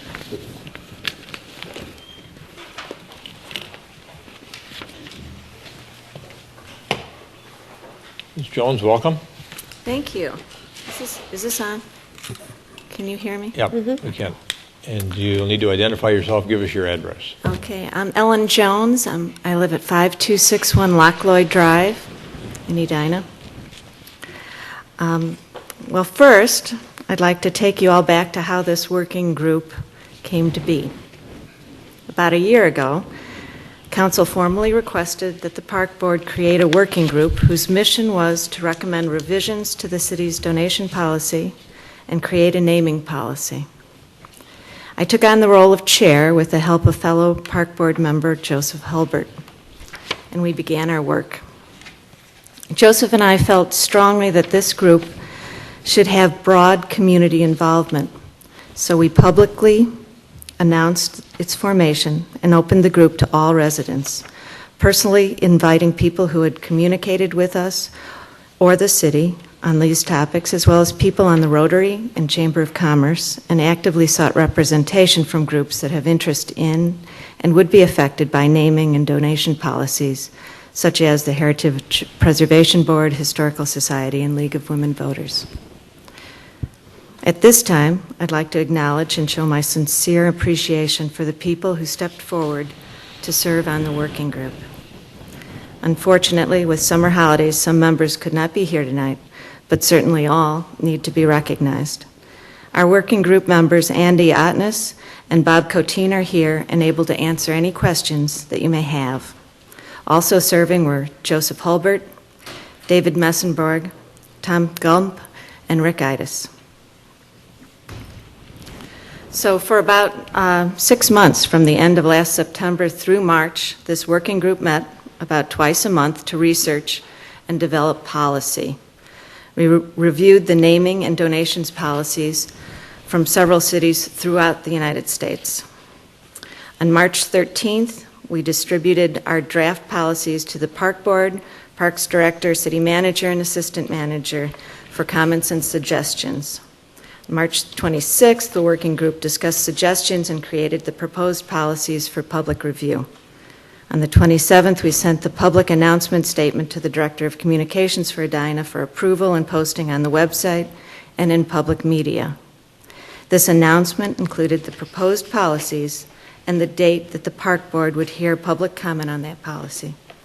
In May, after a few more meetings to discuss feedback, the Park Board was presented with its group policies. The board discussed and approved these policies with amendments. Those are the policies that you have in your packets. And this process was the same for both naming and donation policies. So now I'll just turn to our attention to only the donations policy, which is the next up on the agenda. And currently the city has two policies with respect to donations. They have both been placed in your meeting packets. These policies don't provide city-wide written standards for accepting donations or procedures for processing and recording the donations. After reviewing these current policies and practices and the policies of other communities, this working group believes that Edina should strive to provide a more welcoming and efficient system of uniformly and responsibly accepting, recording, and acknowledging donations of money, material goods, real estate, and service. So this working group recommends the following: that the council should replace the two existing donations policies with the proposed donations policy dated May 8th and approved by the Park Board. We also recommend that the city should develop a citywide uniform donation application and agreement form. This agreement would be signed by both the city representative and the donor and clearly specify the donation agreement. And we also recommend that the city should create a new sponsorship and advertising policy to replace the combined donation and sponsorship and advertising policy that is currently in existence. And as we reviewed these donations process and policies, it became clear that a few follow-up or spin-off projects should also be recommended at this time. We recommend that the city should develop a donations pamphlet showing benches and other items that the city needs, which clearly states the donation value of each item and would welcome more donations to the city. The city should develop a master plan that shows where benches and other potential donated items could be placed. The city we recommend, should enhance their volunteer programs to increase resident donations of their time and services toward the improvement of the community. In our research, compared to other cities nationwide with populations about the size of Edina, we receive significantly fewer volunteer hours. And the city should also evaluate, standardize, and enhance the ways it recognizes donors of goods and services. The goal of this would be to encourage an increase in donations to the city and to promote citywide consistency. So with this last recommendation in mind, I want to introduce Bob Coteen, who has spent a great deal of time researching past donations. I also want to thank him for creating the booklet that you all received in your packet and that he is about to describe. Thank you. Mr. Coteen. Thank you, Ellen. Bob Coteen, 5016 William Avenue. I think one of the things, I started this project basically back in about 1985, and when I was the park director, but it seems to be that we lose concept of people who have donated funds or memorials in our park system. And so I tried to get together, and I put together, I've got probably about 200 different things that have been donated with plaques, whatever. Some don't have plaques, some do have plaques. Trying to put this together so that there's some kind of a record. And I think that's important for us to have a record. There's a lot of things that people have donated to the community that it was a fine thank you in 1995. Today, we forgot about them. But it would be nice to have a record of what they actually participated or what they did. And I guess why it kind of encouraged me to go back and try to make some type of a booklet or some type of a record. I know that since the new policy that everything that is donated has to go through the council now by the Minnesota legislature, but there are a lot of things that people donate that we don't know about. If somebody who is a volunteer working with some athletic group or something, they say, well, gee, we need a few more dummies, we need a few more backstops or bases, whatever, balls. they'll just buy it out of their own pocket and bring it to their game, and that's with donation. We forgot about those, but it'd be nice if we could try to make some type of a record of that, and that's what I've tried to accomplish. There's a lot of things in here that we have not put down. I know that there's a lot of work yet to be done on it, but I think it's a start, and I'd like to see. I'll continue as long as I can, as long as I'm around. I'll try to continue with it. How many years that'll be, I don't know, but I think it's important that we have it. And so that's. Is there any questions? Questions for Mr. Coteen? Very nicely done. Beautifully done. Thanks for providing it to us. Member Brindle, Member Bennett? Mr. Coteen, is this available at the Historical Society for residents who visit? Yes. We have made 3 books, one for the Park Department, one for the museum, and I have one. But the ones that I have made have tabs in it, and so that, because people have already called the Historical Society and asked, can we look at the book? So I know that it's going to be used, and I think that's what was important. One of the things that we really I've not really focused a lot on was gardens. There's a lot of people that have donated flowers and things to the city, and we've made those gardens around the city, but I have not recorded any of the gardens. But that would be a big thing next year that I'd like to get to working, especially when they're in bloom. It's nicer to take pictures. Is there an electronic version of this yet? Is it online at either the Historical Society, or would it be possible at some point to have it be available online with the city? I imagine so. I imagine that what they could do in communications to put it out is it's fine. But right now it's not. All right. Thank you. Mm-hmm. Any other questions for Mr. Coteen? Any other questions? Thank you. Not right now, I guess.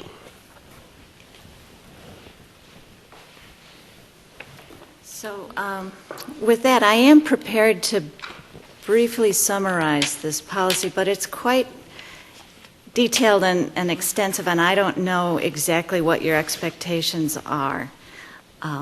If you want for the record for me to try to summarize, I'm prepared to do that.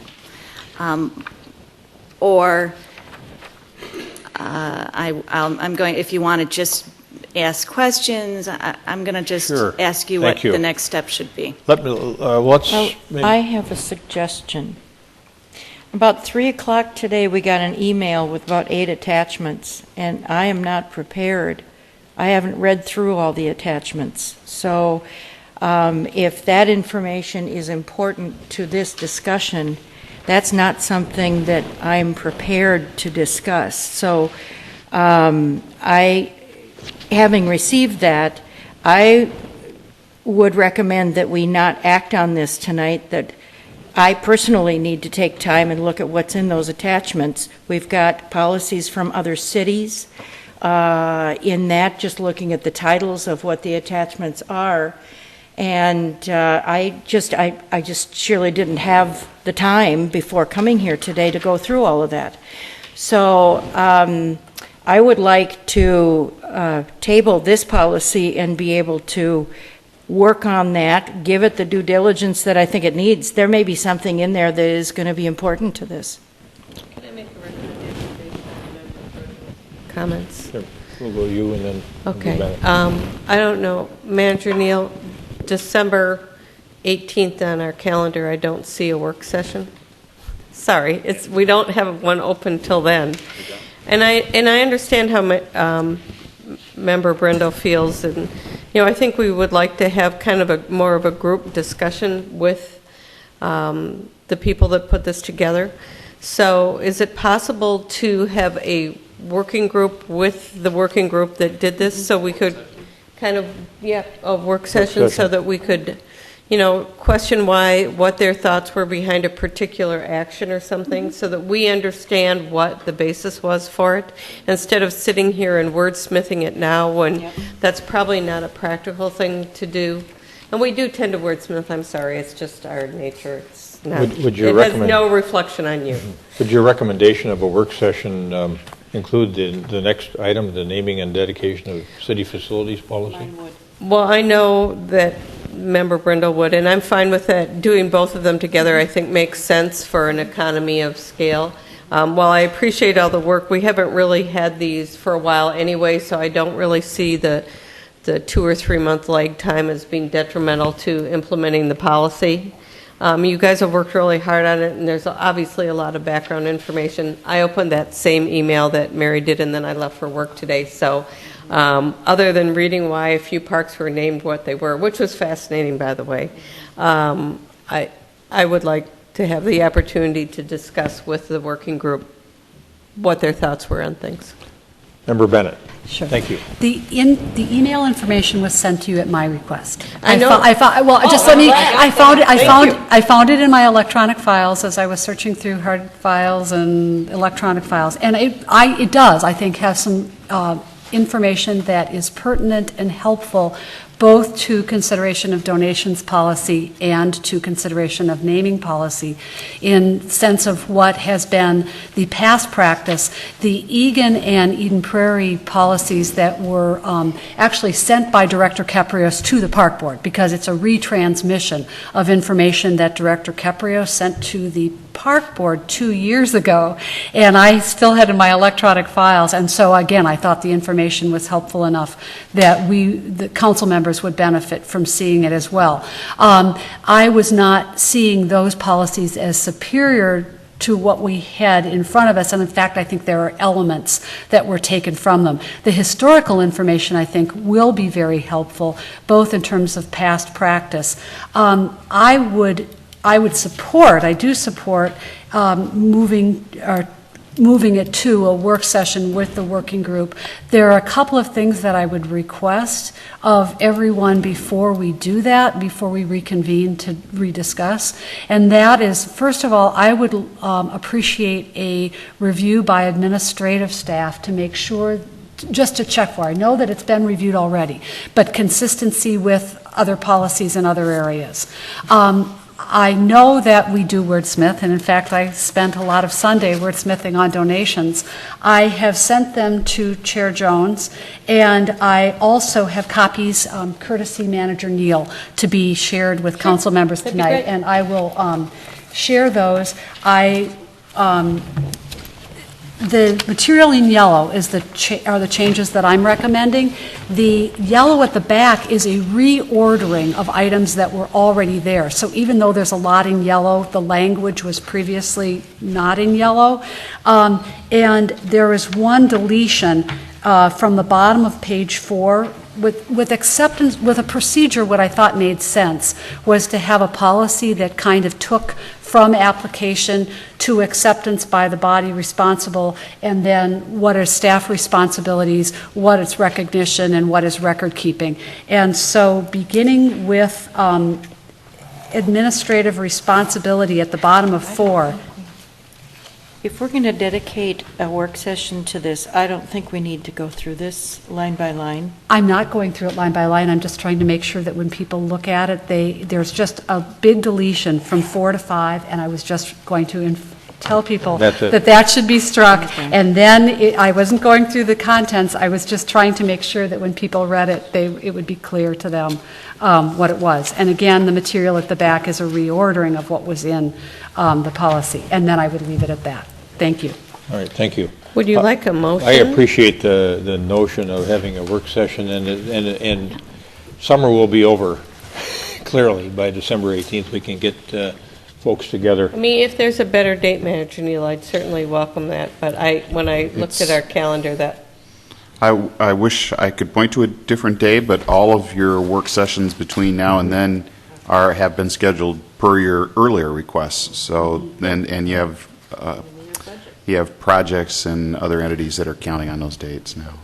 So, as far as I'm concerned, I appreciated too the information that Member Bennett asked Director Caprios to get to all of us this morning.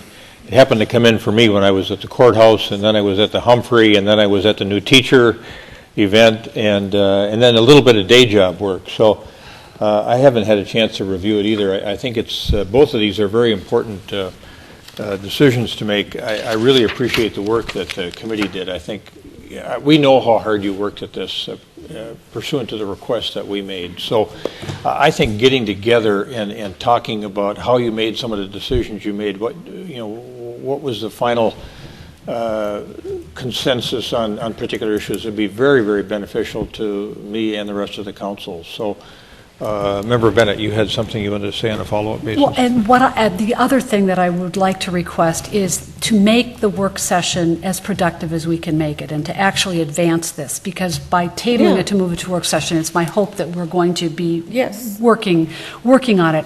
I would hope that other council members will perhaps have their own recommendations in advance for what they want the document to contain, and possibly we can share them through Clerk Mangan, so that, again, when we sit down to have a work session, understanding how tight our calendar is, we can make it as productive as possible and actually advance these policies. And I think if there are any other materials that the committee thinks we should have that underlie the decisions that you made, or if staff thinks there are other things that we should have from other communities, either with respect to donations or naming policies, get them to us, and then I think Member Bennett makes a good suggestion that we all try to work on it in advance and come up with some suggestions that we each might individually have with respect to each of these issues.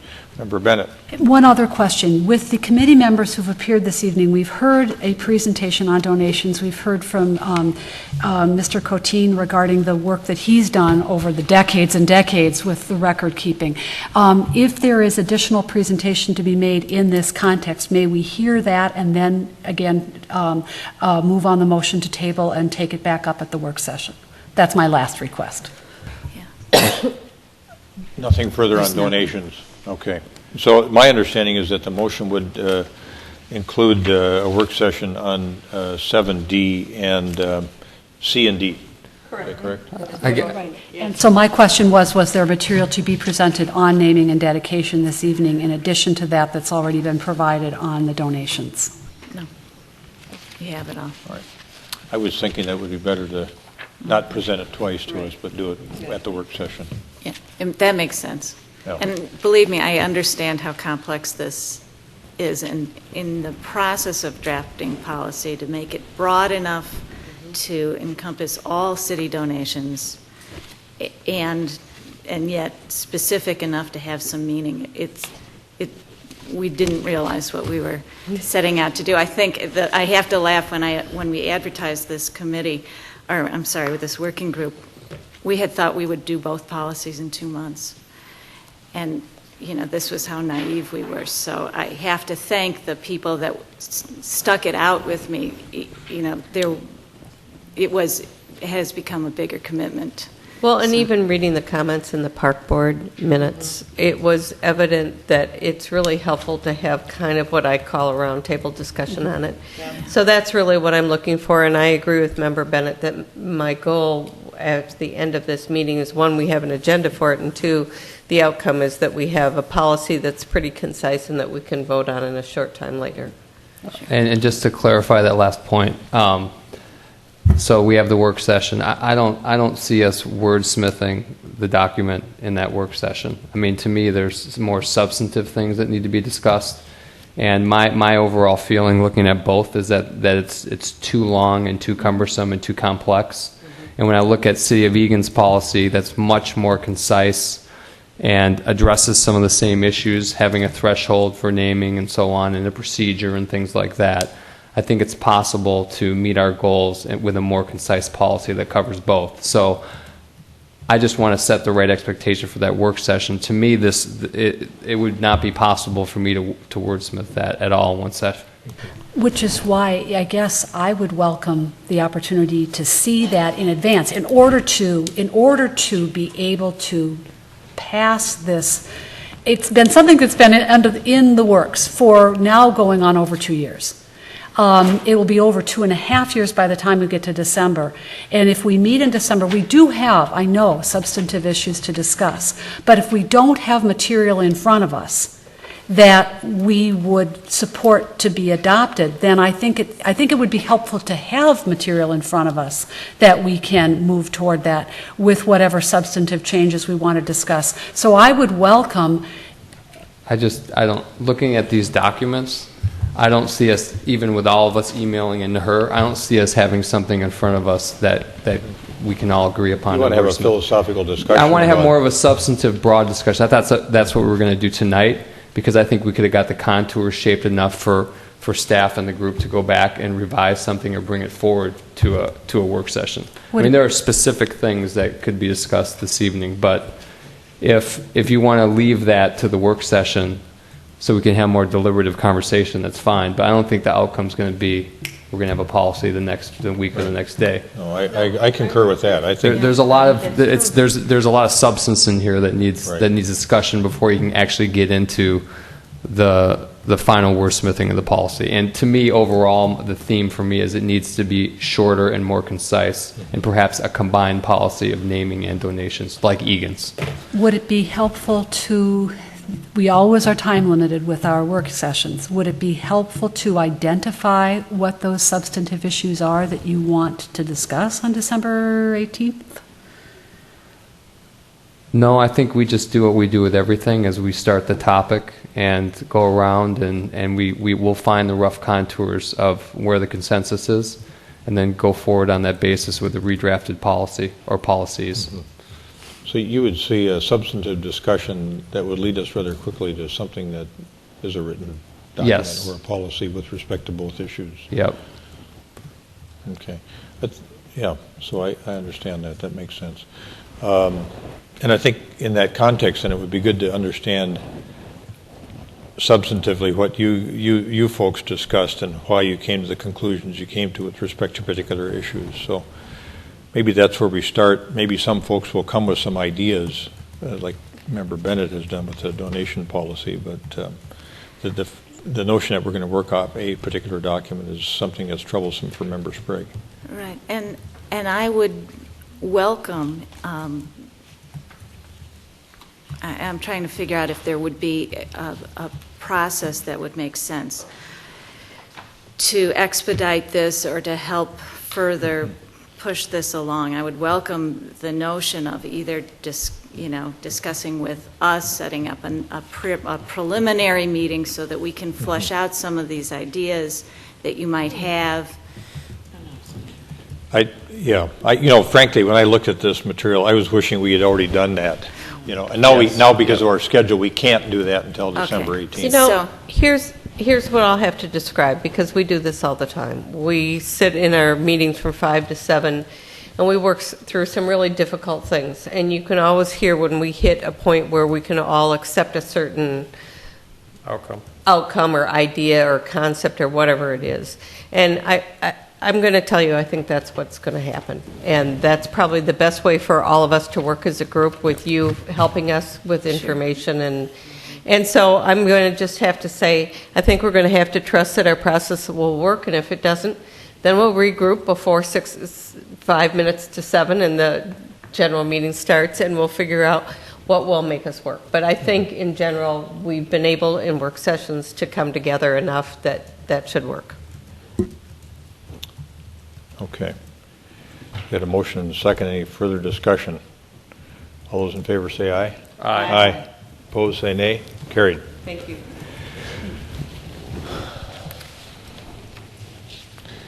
And next, Director Keprios, we have the user fee policy.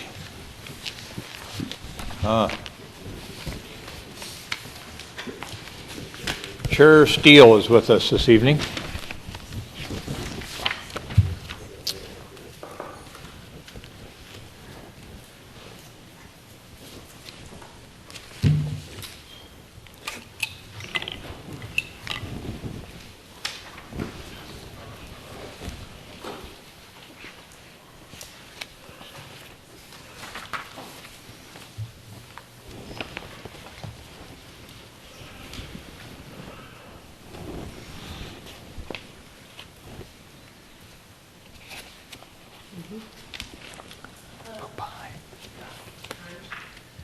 Got it? Okay. There you go.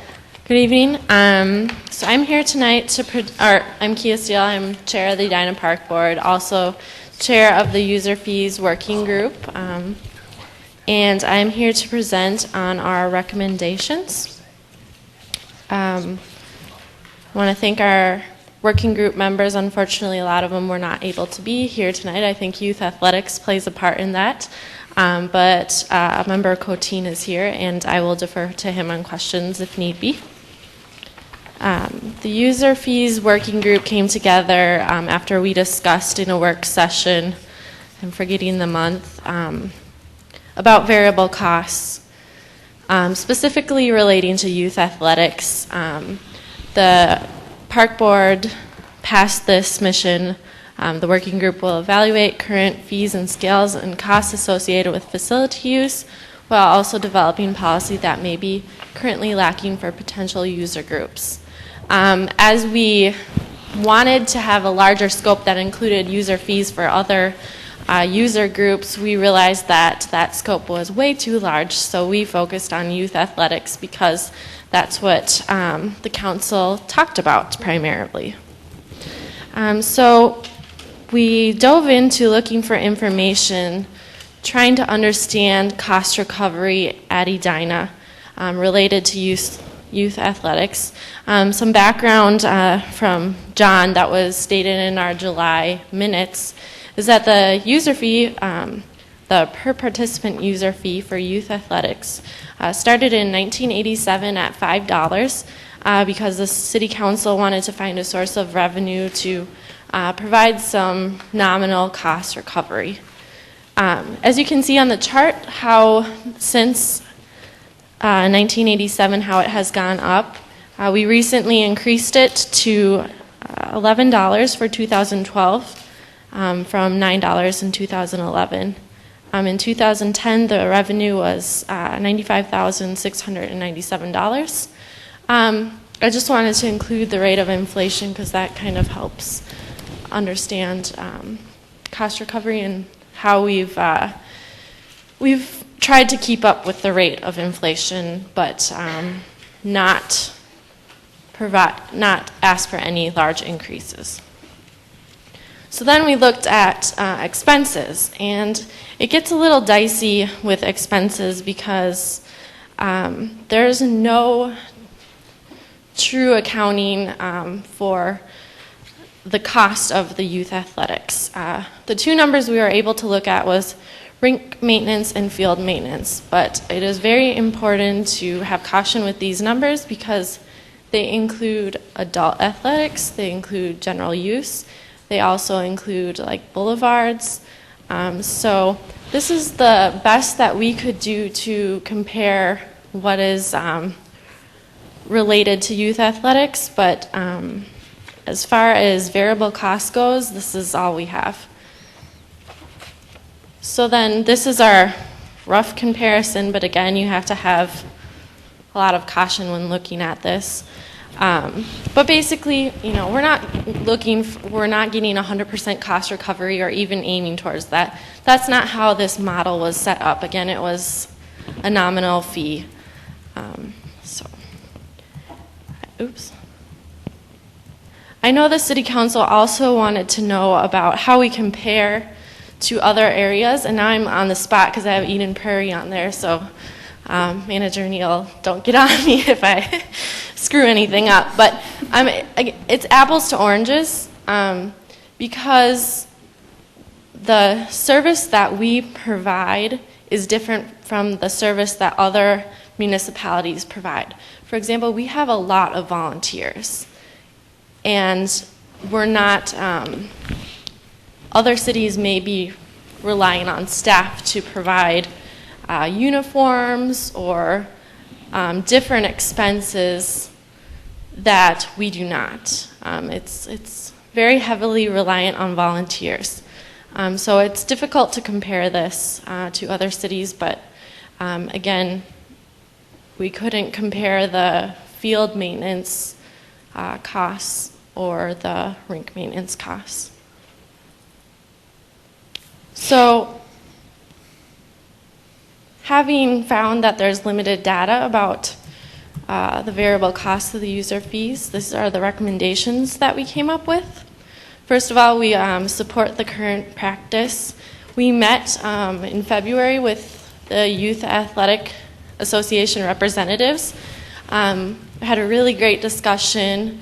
about what they can actually afford and what does an increase in the per participant user fee mean to them, and how it affects their ability to continue to provide youth athletic opportunities in Edina.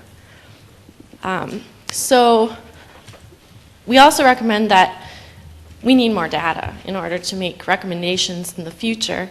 I think that there was some discussion about a different accounting method, but this data would include maintenance costs, staffing costs, capital improvements, and in-kind donations.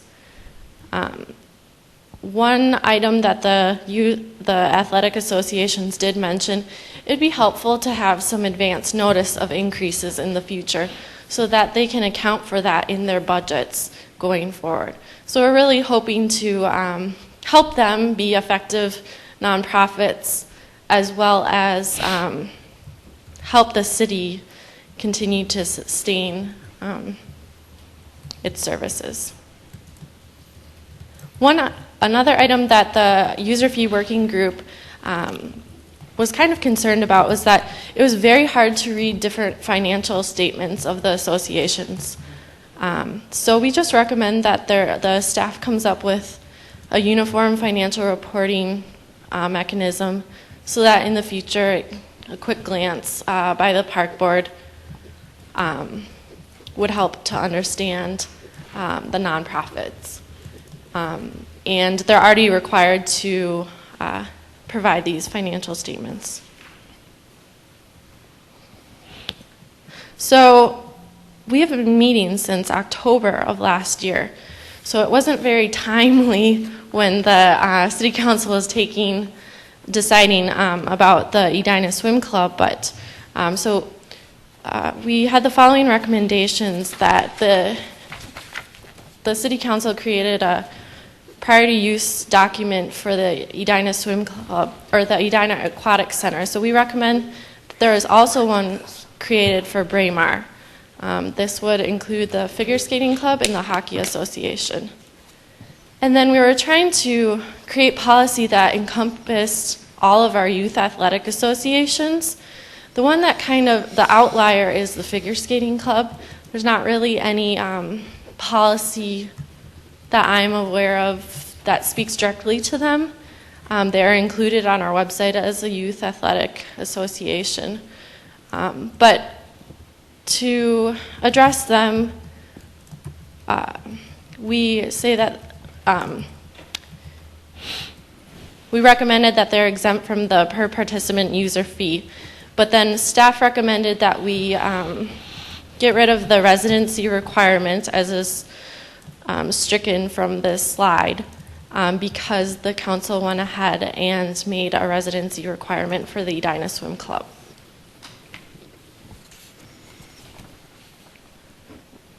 And then the last recommendation was that to get a better idea of costs, we also need to track tournaments, and they need to be tracked separately from regular youth athletic expenses. The working group had two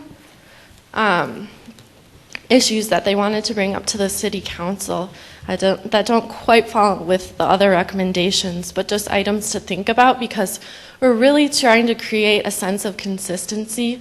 The model is not meant to be complex, but it has turned complex because, as we've learned, there are different types of youth athletic associations with different audiences and the different residency requirements.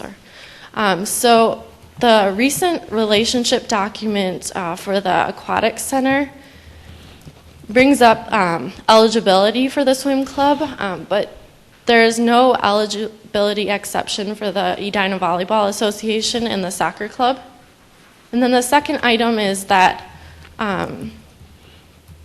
we have this rule that there's one youth athletic association per sport, but there really are a couple that aren't the same. So do what you will with that, but we just wanted to bring those up because we think it would be important to give the athletic associations greater sense of consistency. So that is my presentation. Questions? Questions for Chair Steele? Member Swenson. This maybe is more even for John or Chair Steele, but what did we call the additional fee placed on hockey and figure skating because of the Hornets' Nest? Was that a user fee, or did that have another term?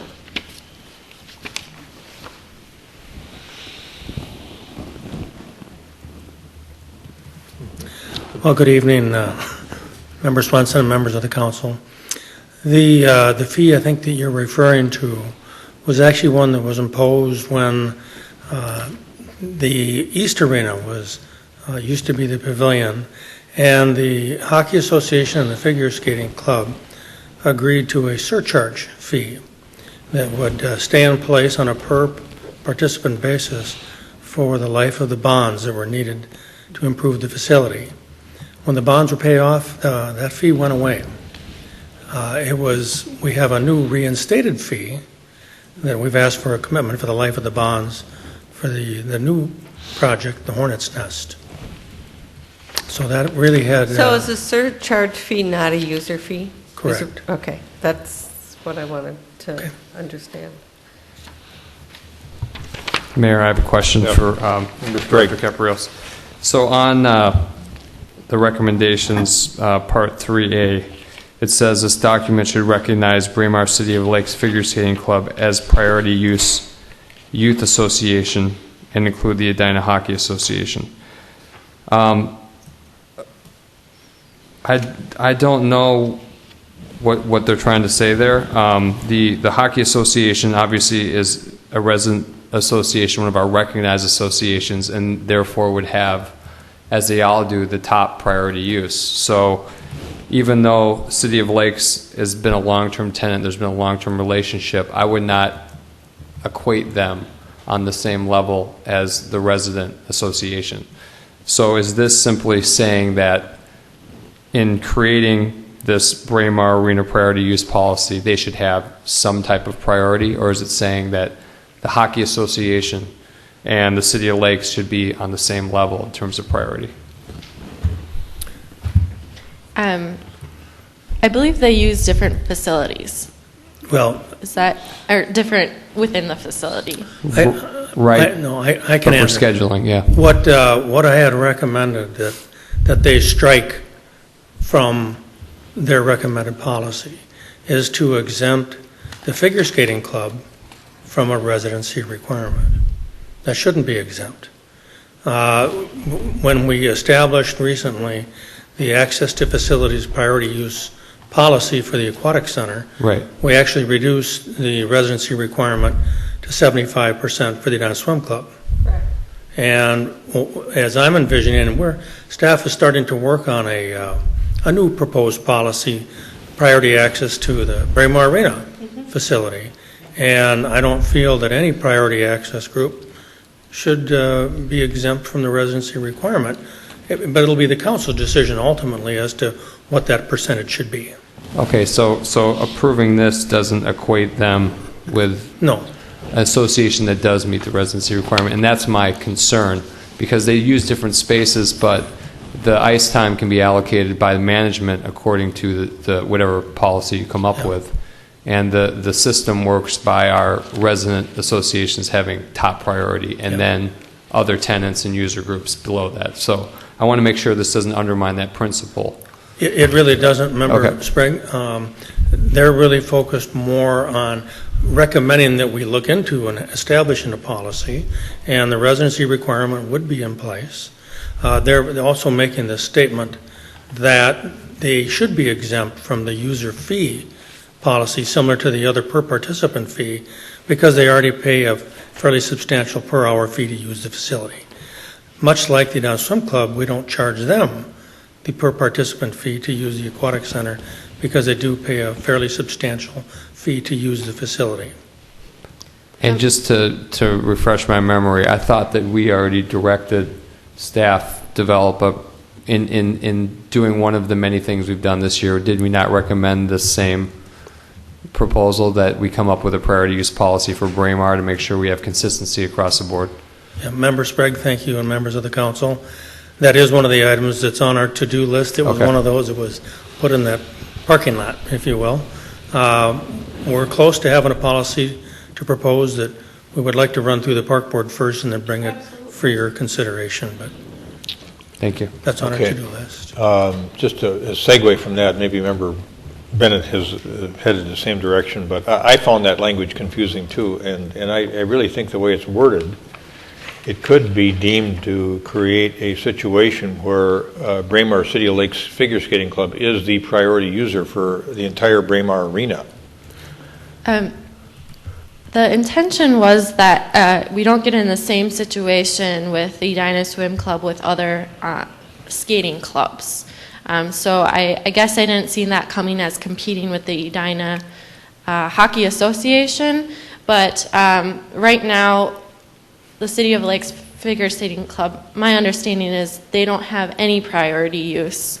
So, and I don't know what we do in practice. They just don't appear in any relationship document. Member Bennett, you may, or let's get, Mr. Coteen, go ahead. I guess I have to go back and give you some history. When we built Braemar Arena in 1985, we had to go out and recruit the Hockey Association and the Figure Skating Club to participate in the building of this arena. And so we went out and recruited the Figure Skating Club to come here. The only reason they would come here, they said if we could keep our name, but we could add Edina to it. So that's why it's called the City of Lakes Figure Skating Club, Edina Figure Skating Club, because we wanted them to come and we recruited them because we had to sell the ice. We couldn't sell Braemar Arena unless every hour for their 12 hours, night scheduled every hour for 7 days a week in that arena before it was approved by the council. And in that requirement was a figure skating club had basically the equal amount as what the Hockey Association had. So I think we have to go back to that beginning. And the same occurred with the swimming pool.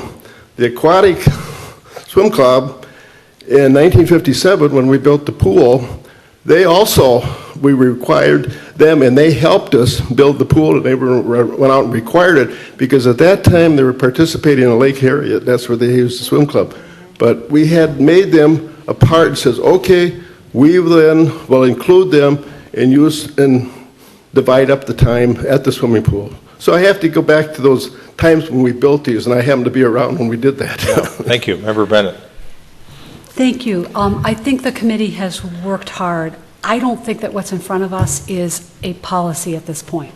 I think it's a set of recommendations, and two of the things that you have said stick with me particularly. One is that you're not going toward 100% cost recovery, and I think that question of what it is that we are going toward is something that we were hoping to get some policy recommendations on that could be embodied in a policy, because wherever the fee originated, it continues to be charged, and there are organizations that are paying for use at full fee, like the people who are using the indoor ice time, the groups that are using the indoor ice time. But we know that the field users are not paying what we charge for full use. We also know that there are services that are being used, such as administrative services, that aren't being considered at this time, and your group has recommended that they be considered. So it seems to me that we're kind of at a midpoint. We've been in a shorter journey than we have been with naming a donations policy. I looked at the minutes of the joint work session of the Park Board and Council from last February 2011, so a little over a year ago. And at that meeting, we were discussing user fees, and we discussed whether the relationship agreement should be reviewed, which it sounds like it is at this point, and whether the amount of user fees should be reviewed. And the minutes state there was a cost analysis in process that would be brought before the Park Board with any resulting recommendation coming to the City Council. Reading the minutes of the Park Board discussion, it sounds like there was some frustration on the part of the working group as well as Park Board members at still not having that information. And I think that what you're bringing in front of us is a result of that. And so I would recommend a step back with this one. We need information on what the costs are and what what again, we need to make a decision, have options available to us, understand what they are for this philosophy. Otherwise, I think we get some pushback from youth sports associations who don't understand what the cost of providing that priority use, and in some instances, dedicated use is. Those fields, those ice sheets, those hockey rinks are not available then to the general user who is and that use is paid for by property taxes. But that priority use, the support of administrative services, the scheduling, all of those go to what the costs are. What is it that we're seeking to recover, or what is it that we're asking people to pay for? We need to know. We need to decide that, but we need the other information first. I think the recommendation that the financial reporting that's always been required by the relationship document, I think that should be standardized. That would give us a clearer picture of what the sports associations are experiencing. I know that staff, from Director Caprios' comment just now, is working on the relationship documents. So it just seems to me that there's enough identification of issues, but still issues on the table, that we know where we are in terms of status quo, but we, in my thinking, do not have enough information to be making any policy decision this evening. Member Brindle and Member Swenson. In looking at this, I served on the Youth Sports Task Force, and the struggles with this are what we struggled with there. And what is being proposed here has, and I'm glad to hear that the relationship document is being considered for edit, because it has to be, because there are changes in how you consider the priority association for a facility, as well as its user fees. It even calls into question whether we should consider residency and say 1%, or we should let associations do what they need to do to be a healthy association, assuming that it's going to be mostly residents. And I'll just throw that out there, because the minute we define it, it calls into question whether we have a user fee policy that we can tie to that with any longevity. So I think there are some real considerations that have ripples back to the relationship agreement, as you mentioned, back to how an association turns in its financials and whether they're readable. And so I think there is a step back on this. The Youth Sports Task Force, we went around and around. We took a lot longer in that process than I thought we would. It was a difficult process. And the resulting relationship agreement that came out of that was not ideal. It's what we came up with. It was better than what we had. But it's a challenge, because that has two parties. That is the city and the school district then. So there are some complicated issues here. So I appreciate all the work in this. I think it highlights how challenging it is and how much we want to be fair to associations, to individuals. And I think we need to be really careful with it from the point of what the relationship is and how we respect the priority organizations. Thank you. Member Swenson. You had a pretty interesting slide on user fee and inflation. And if inflation had continued at its normal pitch, we actually would have intersected again with the increase that we did in 2012. And you made a comment that you don't expect user fees to pay for, a majority of what the costs are, because that's part of what the city does. So I guess I would tell you that it's probably hard to get together the cost of the cities on doing one field and how many kids play on it, and I get how complicated that is.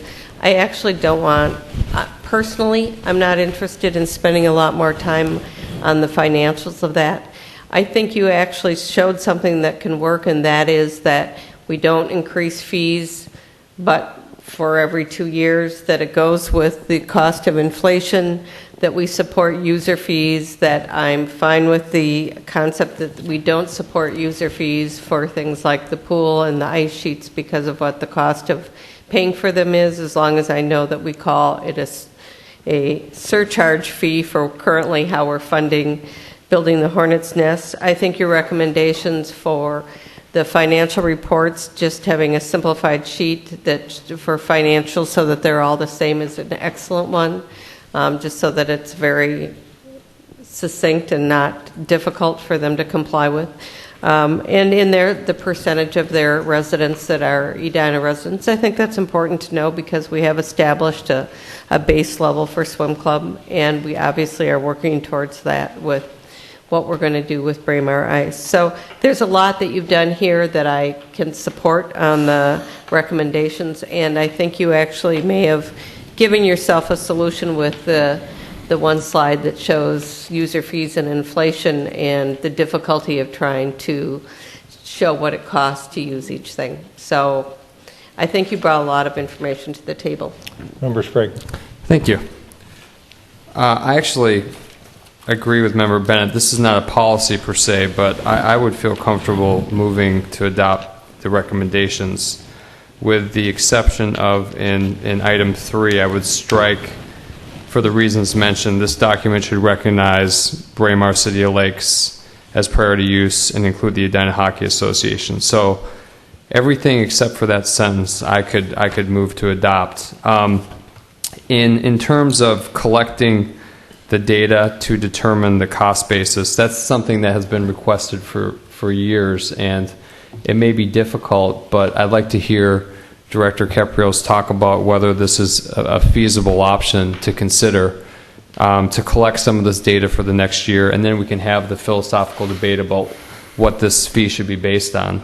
I think the rationale when we created it was not just to have a revenue stream per se. I think it was probably that the associations, although residents make heavier use of these fields and therefore should be charged over and above the normal taxpayer amount for use. So here's a small fee. We also don't want it to be cost prohibitive. And so they struck this balance, and now the question is for us to review with other fees in the times that we do that during the budgetary process and determine if it's enough. And the data, if we had the data coming forward and it's feasible, I don't see any harm in doing that. So can you just comment on the feasibility of collecting it? I think it's fair to say that we can collect the data. It's going to be time and labor intensive, but I think it's a task that we can accomplish. It's not going to be something that can be done in short order. It's going to take some time. I also don't foresee us doing that annually. I think it's done for the purpose of having a discussion on what the next user fee level will be in the future. And then after so many years you can do it again. I don't necessarily see it as an annual task because I want to strike that balance between making it feasible for us to collect the data and make an informed decision, but also not overburdening the staff. So with those comments, is there anyone else that sees a Director motion? Caprios wanted to follow up on his earlier answer. Member Sprague and members of the council, a couple of things just so you're aware, as we get into this, there are a significant number of variables when you're trying to establish what does it cost to prefer a baseball field or a softball field. Well, it depends on the weather, it depends on who's working on it, what's their wage, what's the cost of the materials that day, and how long is their season, did the game get. We can do our best to try to come up with what does it cost if you want to know per hour to provide that facility. But I think it's also going to be a good discussion and a good debate to have what percentage of time is also the general public have access to those facilities where they don't pay a fee, and what percentage of that financial burden should rest on the shoulders of those that are scheduled versus those who use it for open play, like your Lewis Park soccer fields and whatnot, whereas in Courtney Fields it's very rare that the general public would access. So I think that'll be part of the debate as you continue this discussion.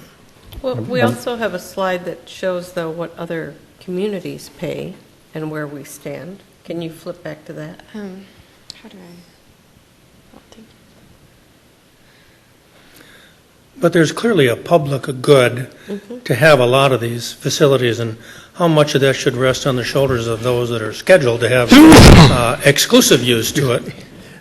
But I think we can do our best, and it'll be, again, it won't be an exact, because it's not an exact science, but we can do our best to determine an hourly rate, I think. And I looked at several city budgets trying to get a better idea of how they, divide up their different costs and revenue. And we could be doing a better job of showing in our budget more clearly the costs and revenues, but not going to the extreme annually of hourly, costs. Member Bennett.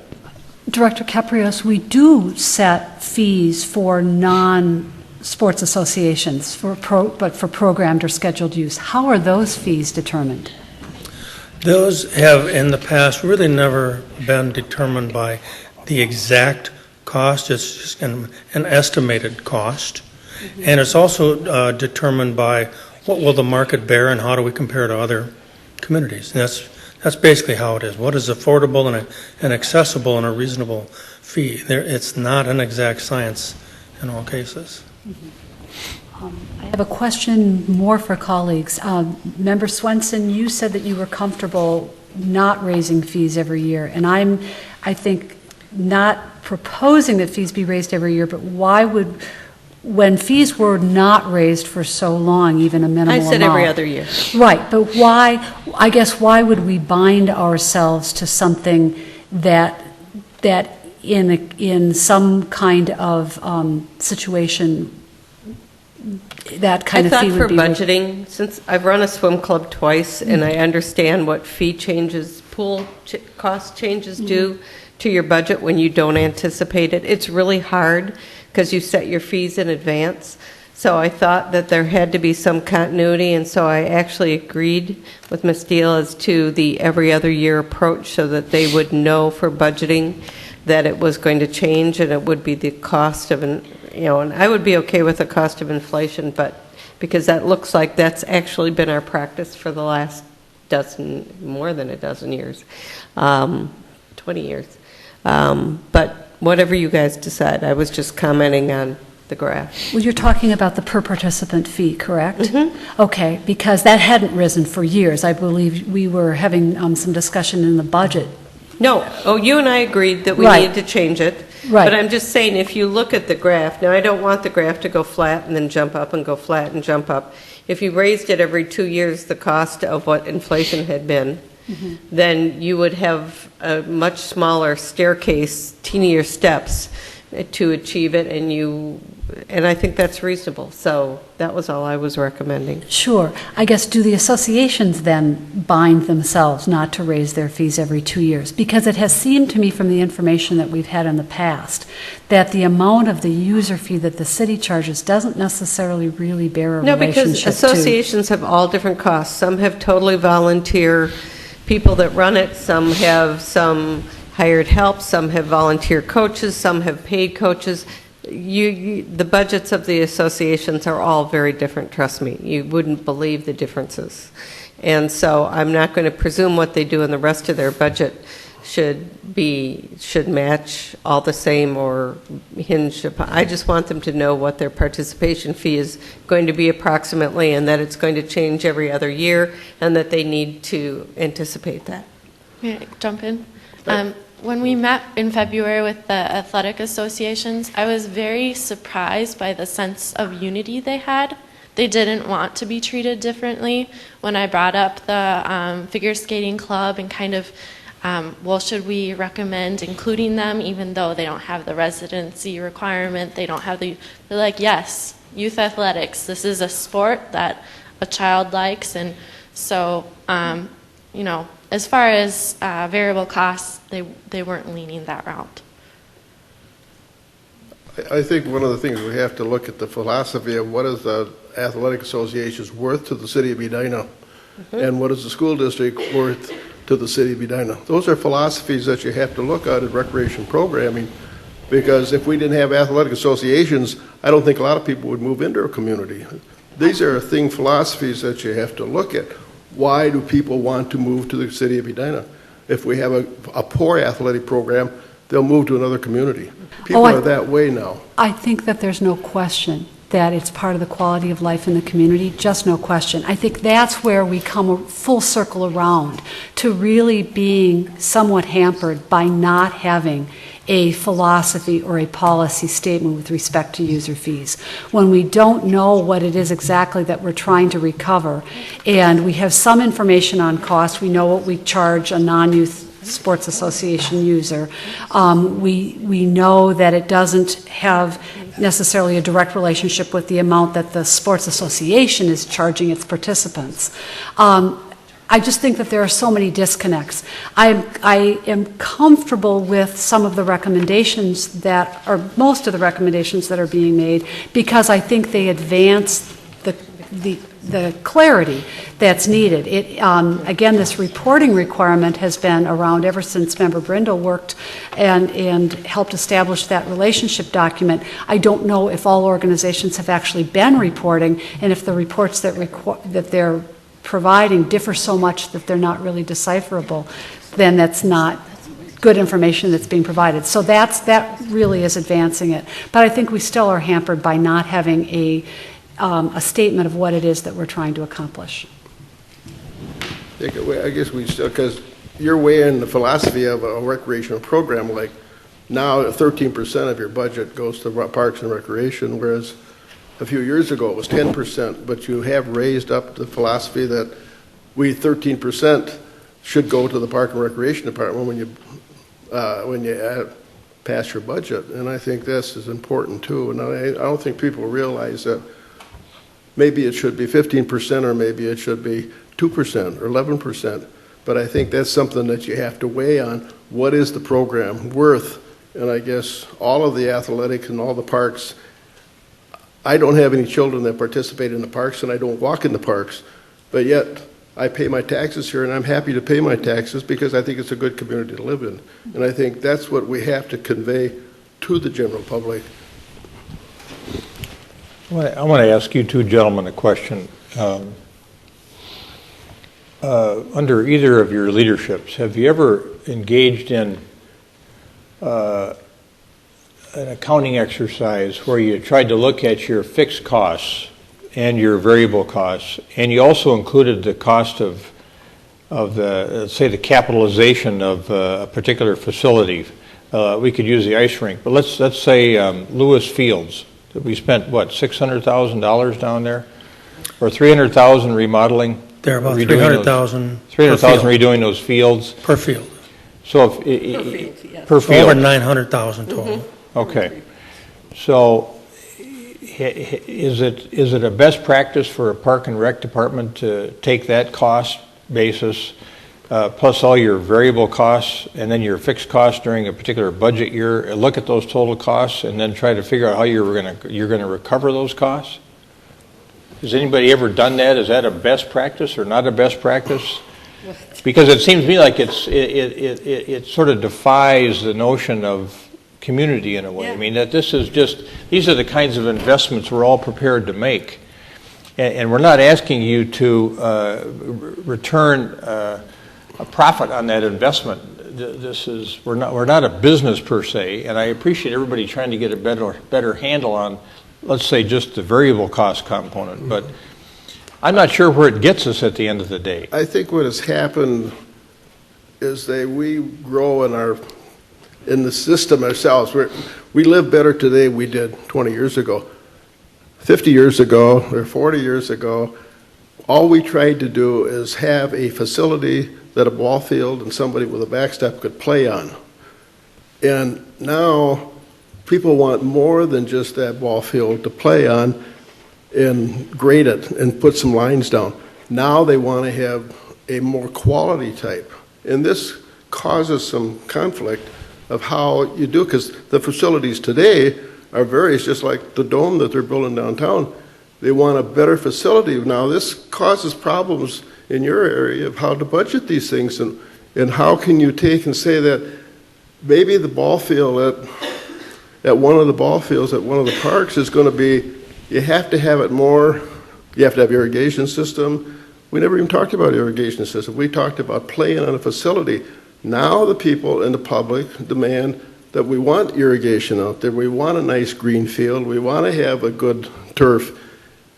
And those are decisions that are very difficult. We've never got into those conversations of what it was. People wanted just a place to play.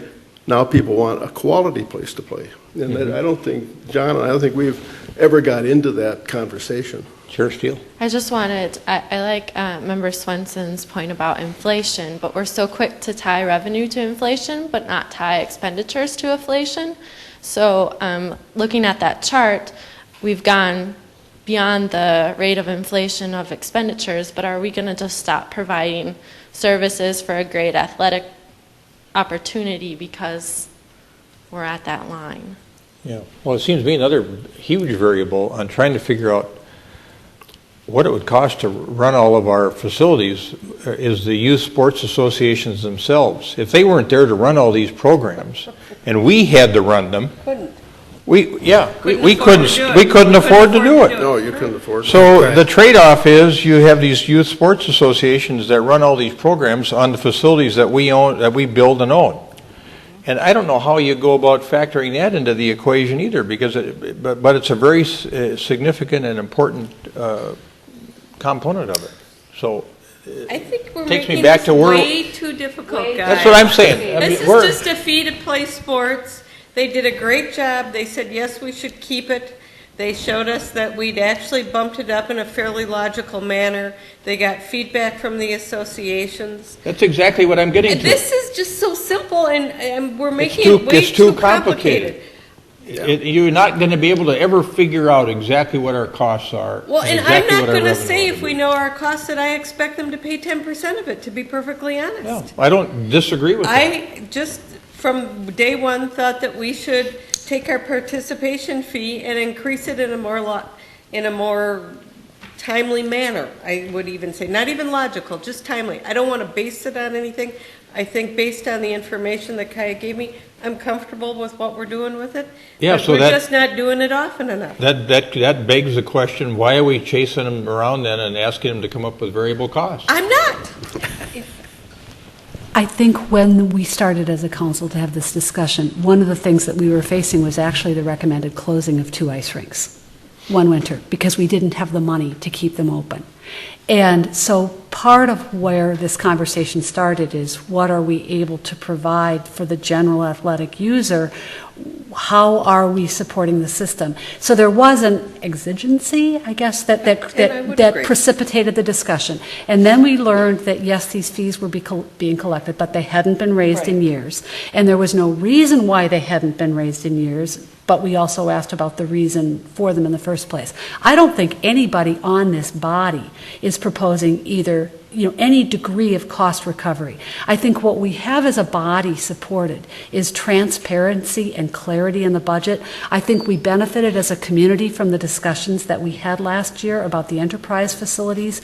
We learned something about how they operate. We learned a lot about their needs, and we learned a lot about how those needs are and are not being met and are going to be paid for going forward. And that's what I've been asking for, and I think what I've heard my colleagues asking for is, again, transparency. It's not to demand something or to devalue at all the services that are being provided by the volunteers or the value of the activities to the community. They are part of what makes it a very attractive place for people to relocate and people to stay. But again, we as a body, I think, have been very responsible in seeking transparency and clarity in our budgeting. Chair Steele. And I agree with that. We do need to do a better job of explaining some type of variable cost. I would leave it up to staff to determine the degree, but it was a very difficult conversation to have with the youth athletic associations, explaining what they're paying for. And I need better data to be able to explain that to them. Mayor, why can't we, I still think that we can adopt this. if B were done, 1B were done on a one-time basis as part of this study process over the next year, if we collected this data once, we would have the transparency required to both explain the fee to the associations and make our own decisions. It doesn't mean it needs to be done annually. I think that might be cumbersome. But we could do this as part of this process. I would adopt everything else with the exception of the one sentence I already alluded to, and then we have recommendations that are adoptable. Would you call it recommendations or a policy? Because Recommendations. I can stand behind them as recommendations. I think they're solid. I think it advances everything that we've been talking about It's a this step evening, forward. and I would move that. Yep. I concur. I think if we want a policy, this has to be redrafted. So I think that everybody's comfortable with recommendations, using that terminology. I would move. It's been moved, I think. Did you? And everyone understands the motion. Joni moved it. Everybody's enthusiastic all of a sudden. You stated, I moved it. I'll second it. But I'll be happy to second your motion if you prefer. So for clarity for the record, it's... Question. I just want to ask something. Do we need the first part of 1A without further information on variable feed maintenance costs? I'd Can take it that just out. say we support the current per participant user fee practice? Yeah. Well, again, it's recommendations, not a policy. Right, So we're so just. can we we're- just take out, would you mind taking that out? I think it's. So 1A, strike the first preamble up to the comma. Up to the comma. On 1B, we could say we recommend staff on a one-time basis or over the next year collect, and then the rest of that. Would you tie that to the budget? We've discussed earlier this evening having every other year budgeting with the 2-year cycle and every other year CIP. Rather than just doing it once annually, would you have the information I think updated for ever? now, I'm comfortable doing it just once, and let's see how that goes. So just take out the word annually, maybe. Staff collect variable maintenance costs, how about just annually document and just say staff collect? Okay. And then on 3A, as I said, this document should recognize that sentence is struck. And then one other potential clarification is 2B. It seems to me that 2B actually relates only to non-priority use youth associations, because every priority use youth association has to give you the information, has to meet a residency requirement.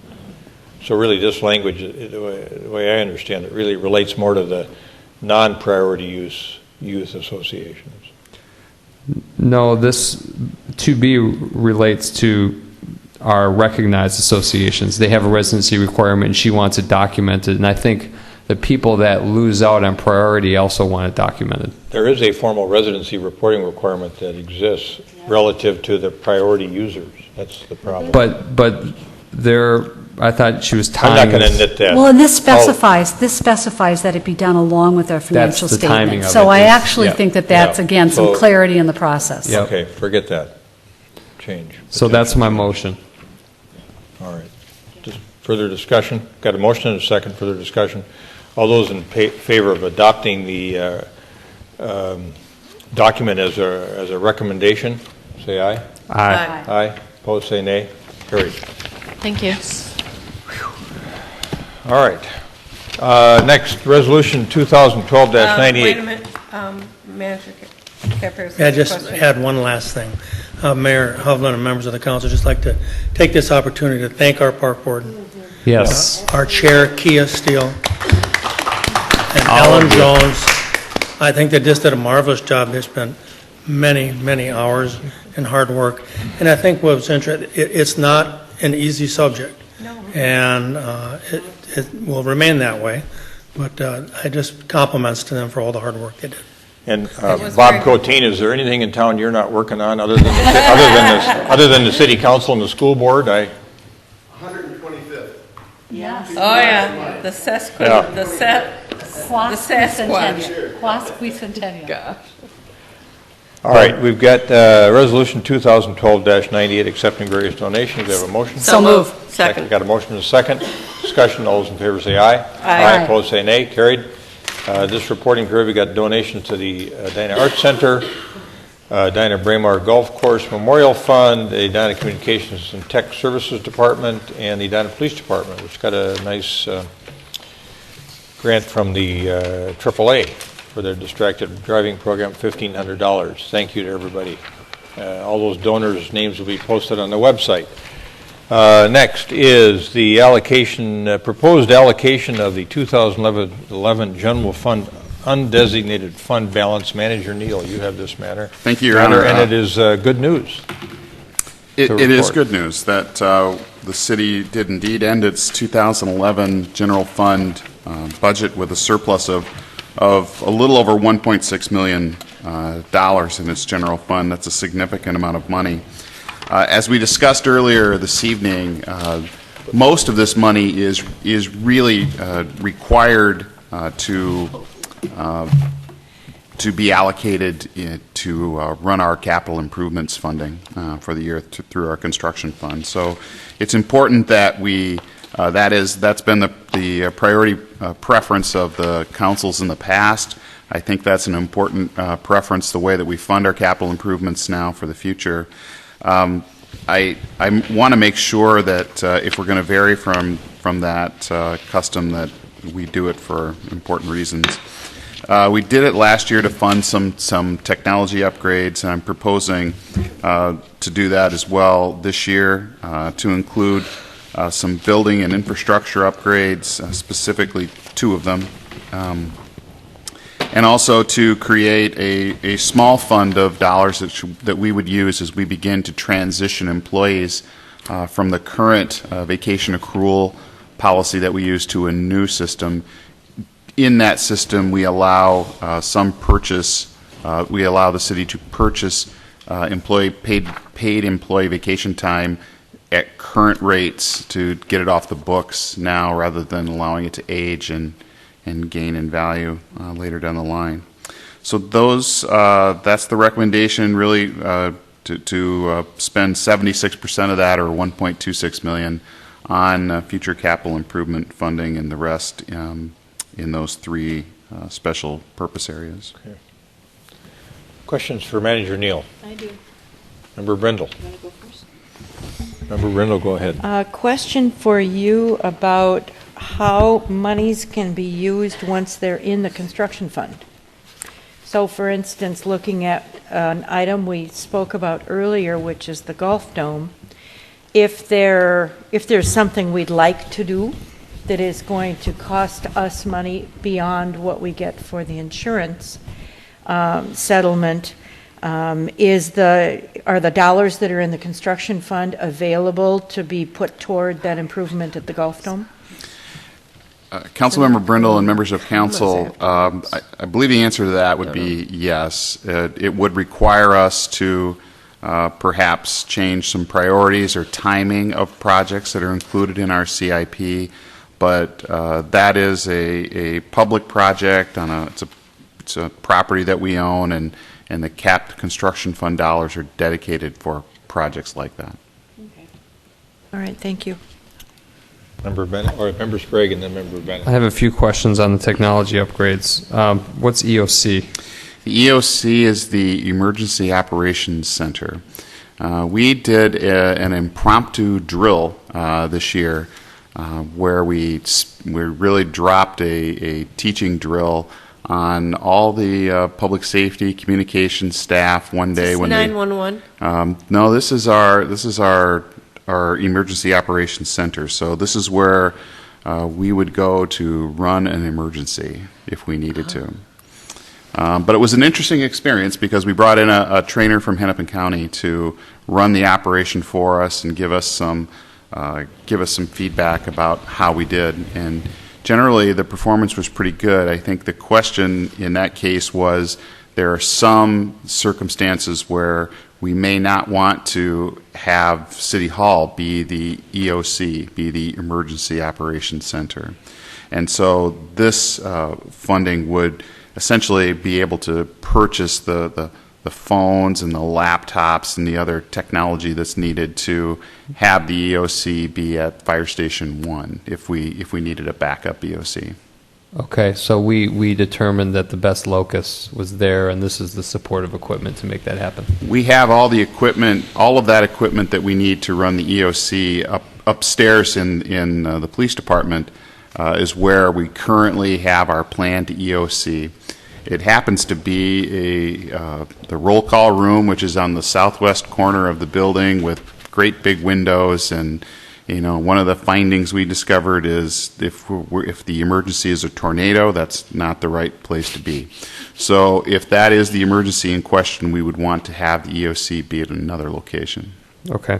And then what's the sonosite ultrasound for ambulance? The sonosite ultrasound is an ultrasound piece of ultrasound equipment that we have in one ambulance, and this would be purchase of an additional one for an ambulance at Station 2. It allows the ambulance crews to provide faster, better, clearer information en route to Fairview or wherever they're going for an emergency response. So which will increase our save ratio even more? We believe that it will. That's great. And then the video conferencing? Video conferencing, right now we video conference between fire stations. That's one way that we use video conferencing here. And that video conferencing software, hardware product is reaching the end of its useful life. It was installed a few years ago when this building was new, but also new at the fire station as well. And it's a redesign to improve its capabilities to not only share audio and video, but also documents from place to place. Okay, thank you. My questions are in another category, and that is the arena concession stand. Is this the main lobby concession stand, Yes. or is it there is some project on the mezzanine that Susie, Arena Manager Miller mentioned to me, and I wondered if that was what this was being directed toward. This is the concession stand in the main lobby, and it would, if you're familiar with that concession stand, it brings that concession stand out to where it's more, I would say, level with the pillars that are in that area. It creates more space and generally renovates that concession stand, because now that we're in charge of the concession stand, we care more about how much money it makes. We realize how woefully inadequate it is. The garden park retaining wall is really a rather serious expenditure, and if you're familiar with that park, there is a timber retaining wall along Hanson, and it's failing, and we recognize that it's failing, and the engineering for that work is underway right now. We have to do it. It's not really a choice. How we fund it obviously is a choice. I think it's a single project that doesn't have any tails to it, so I think this is a good source to fund it. But the engineering is underway right now. We need to replace that retaining wall as soon as we can. Member Bennett? And that's my last question. Why would we not use some of this money to possibly buy down levy for next year? I mean, I have my own answer, but... Well, I hope I have the same answer. That is an option. It's a lawful option.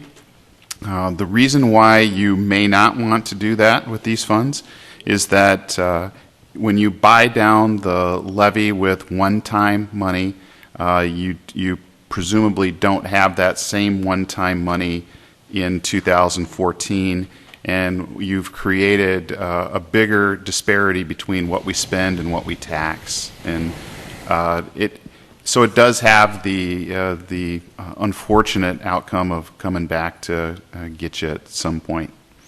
So. And if isn't there a levy limit implication too? We don't have levy limits this year. No, but if we did that next year, oh, most certainly. If we for the following year, it could have a levy limit implication. Yeah. But as we discussed going into the future, our construction fund balance needs to be increased at any rate. So this is good to continue to buttress the fund. Okay. Other questions? Otherwise, I'll entertain a motion. I'll second it. So moved and seconded, we allocate the 2011 general fund undesignated fund balance as recommended by Manager Neal. Further discussion? All those in favor say aye. Aye. Aye. Opposed say nay. Carried. And now,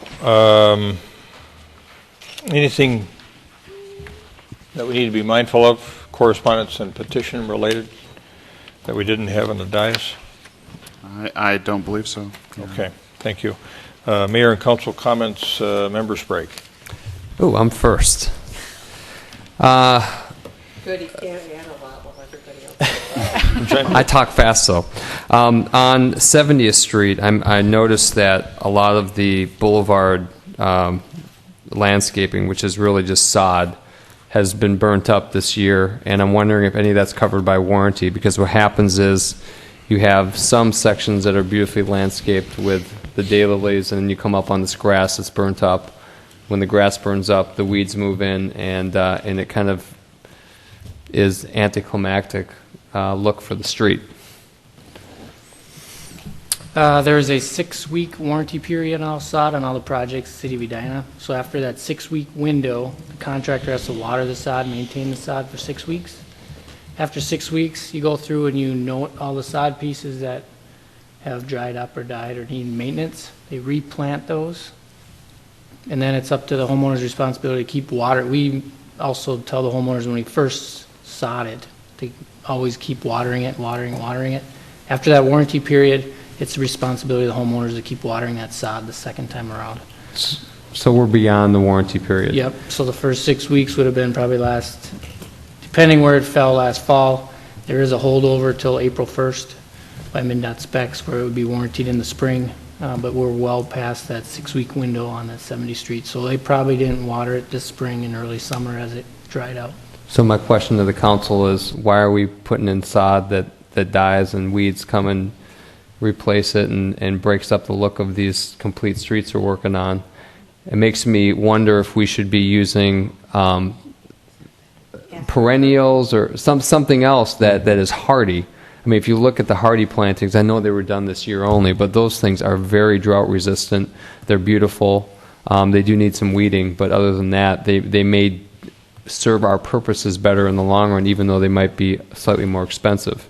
Because at this point, when you drive down the street and you see the look of it, do you have any thoughts, Mayor? I've noticed that towards the east end of the street you live on, that it does not look good in some of the boulevard areas. So I just think as we go forward thinking about living streets, we might want to consider I think it's a good thought. A different treatment for the boulevards in these major corridors. I think that would also align with our comprehensive plan. We do talk about landscaping treatments in these important corridors, collector streets and so on. I actually thought that residents had killed the grass on purpose. I mean, it's completely dead. So it's something and else. so I agree, and it's very noticeable. And I actually thought something was going to happen there because I thought they did that, and they were doing that to get rid of the grass to do something else. Some of that is adjacent to what looks like city right-of-way or something as well as you get close to the roundabout. So do you have any thoughts on this topic? We've had some success last year with a new application called hydroseeding, and if you want to see an example of that, West 44th Street is a good example of how that particular product succeeded during this past year. It's a good comparison. I don't know, Mr. Milner, are there other locations where they could see that comparison? Well, they hydroseeded along the new sidewalk along Valley View where it didn't work so well. So okay. where the sod looks, they put sod right between the boulevard and the street and next to the sidewalk, and then they hydroseeded the hill, and then I promptly had to walk around and pull weeds out every time I walked because I couldn't stand the look of it. So I don't know if this is something to explore for 70th since it's a brand new rebuilt street or not. I just want to throw that up for discussion at a later point. Somebody emailed me about train noise. Did anyone else get that email? Okay. That the whistle blowing had increased, both the frequency and the volume, the decibel level. And I contacted Manager Neal. He emailed back and stated, as we all know, we have no jurisdiction over the railways. But is there a point of contact for more of a grassroots phone calling effort to see if they can curb this practice? Okay, is there a point of contact within city government or a point of contact within Is there a contact at the CP rail that we can Okay. direct residents to contact if they have issues with their practice? We will find that point of contact with them. I think at the moment, we want to focus those calls or concerns into our engineering department, but we will make the contact, we will identify a contact within CP. They typically will have like a customer service line or something that we can contact and let them know that, or let residents know that. I would just be curious as to why the practice changed quickly as a temporary thing, and then we can get some information back to the residents. It's almost always because they've had an accident somewhere, and they're reminded what they should have been doing all along, which they had. really, I mean, that's really what it is, because the train engineers will tell you they don't like blowing the horn either because it's loud for them, and they do it, and then they stop doing it slowly, and then there's an accident, and then their insurance carrier tells them they have to do it, and it's a repeating cycle, I would guess. Well, and more trains. Any information you can garner, we'll send back to the resident who inquired.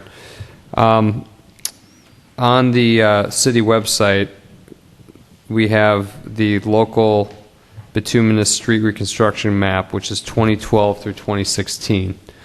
There used to be a map that was, I believe, maybe Member Bennett can help me, but I thought it was like an 8-year map. And my question is, have we intentionally gone to the map timeframe that follows our CIP? It's a 5-year instead of an 8-year map.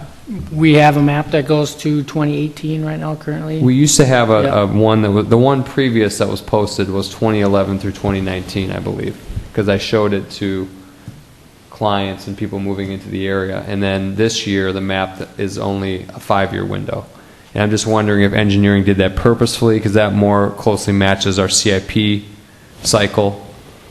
Maybe you don't have the answer, but maybe you can ask Engineer Hool and let me know when you have a chance. And then we directed the park board some time ago to form a working group to discuss the community center and the Grandview Community Commons Community Center. And We did? Yeah, we did. So, assuming I can find that record, and maybe we can discuss it again, my point is that no action's been taken on it, and when the request was, when we discussed it on the dais, and maybe I'm recollecting correctly, Joni, you can help me on this if you remember, but the point was, as we move forward with demoing the site, looking for a master developer and so on, staging this redevelopment, that we should have this community center component discussed at the same time to make sure that public purpose component stays salient. And so the park board was to form this working group to look at what possible programmatic elements could go in the community center.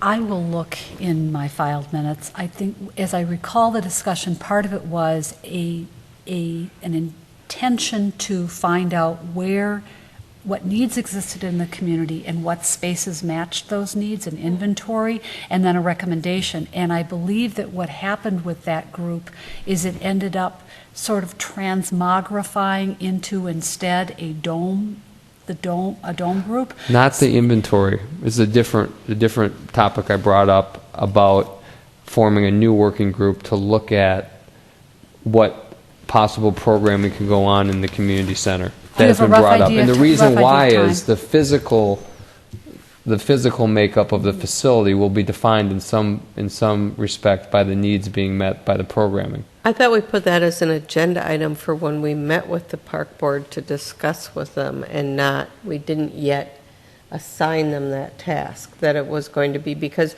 you're assigning them a task with no good rules and direction in scope, and I don't think you want to do that, or we'll end up doing a lot of what we've done tonight, and I don't think that's our goal, nor do we want people to do a lot of work without some really clear direction. So we're in consensus that will go on our council park board agenda for the work session. I would also... Well, yeah, but probably not the one December 18th, because we already have two very large things on that one. And that's more with that group that put together the policy, not the park board. I would encourage you to look back at the council discussion of the Grandview plan where we actually adopted the plan, because there may have been some condition or addendum to a motion. It may or may not have been embodied in motion in that meeting. So as you're fleshing out your description, I think that's probably where it might be.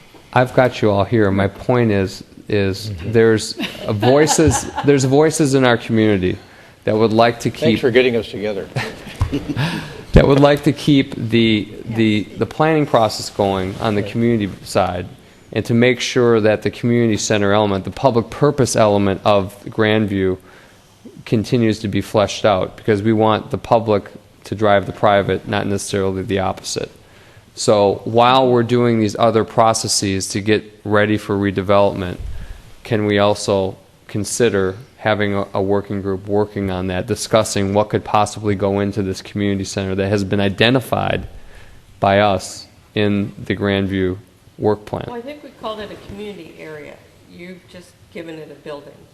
So it may be a building, it may not be a building, but I think if you look at the Grandview plan, it didn't designate one or the other, that it called it a community area.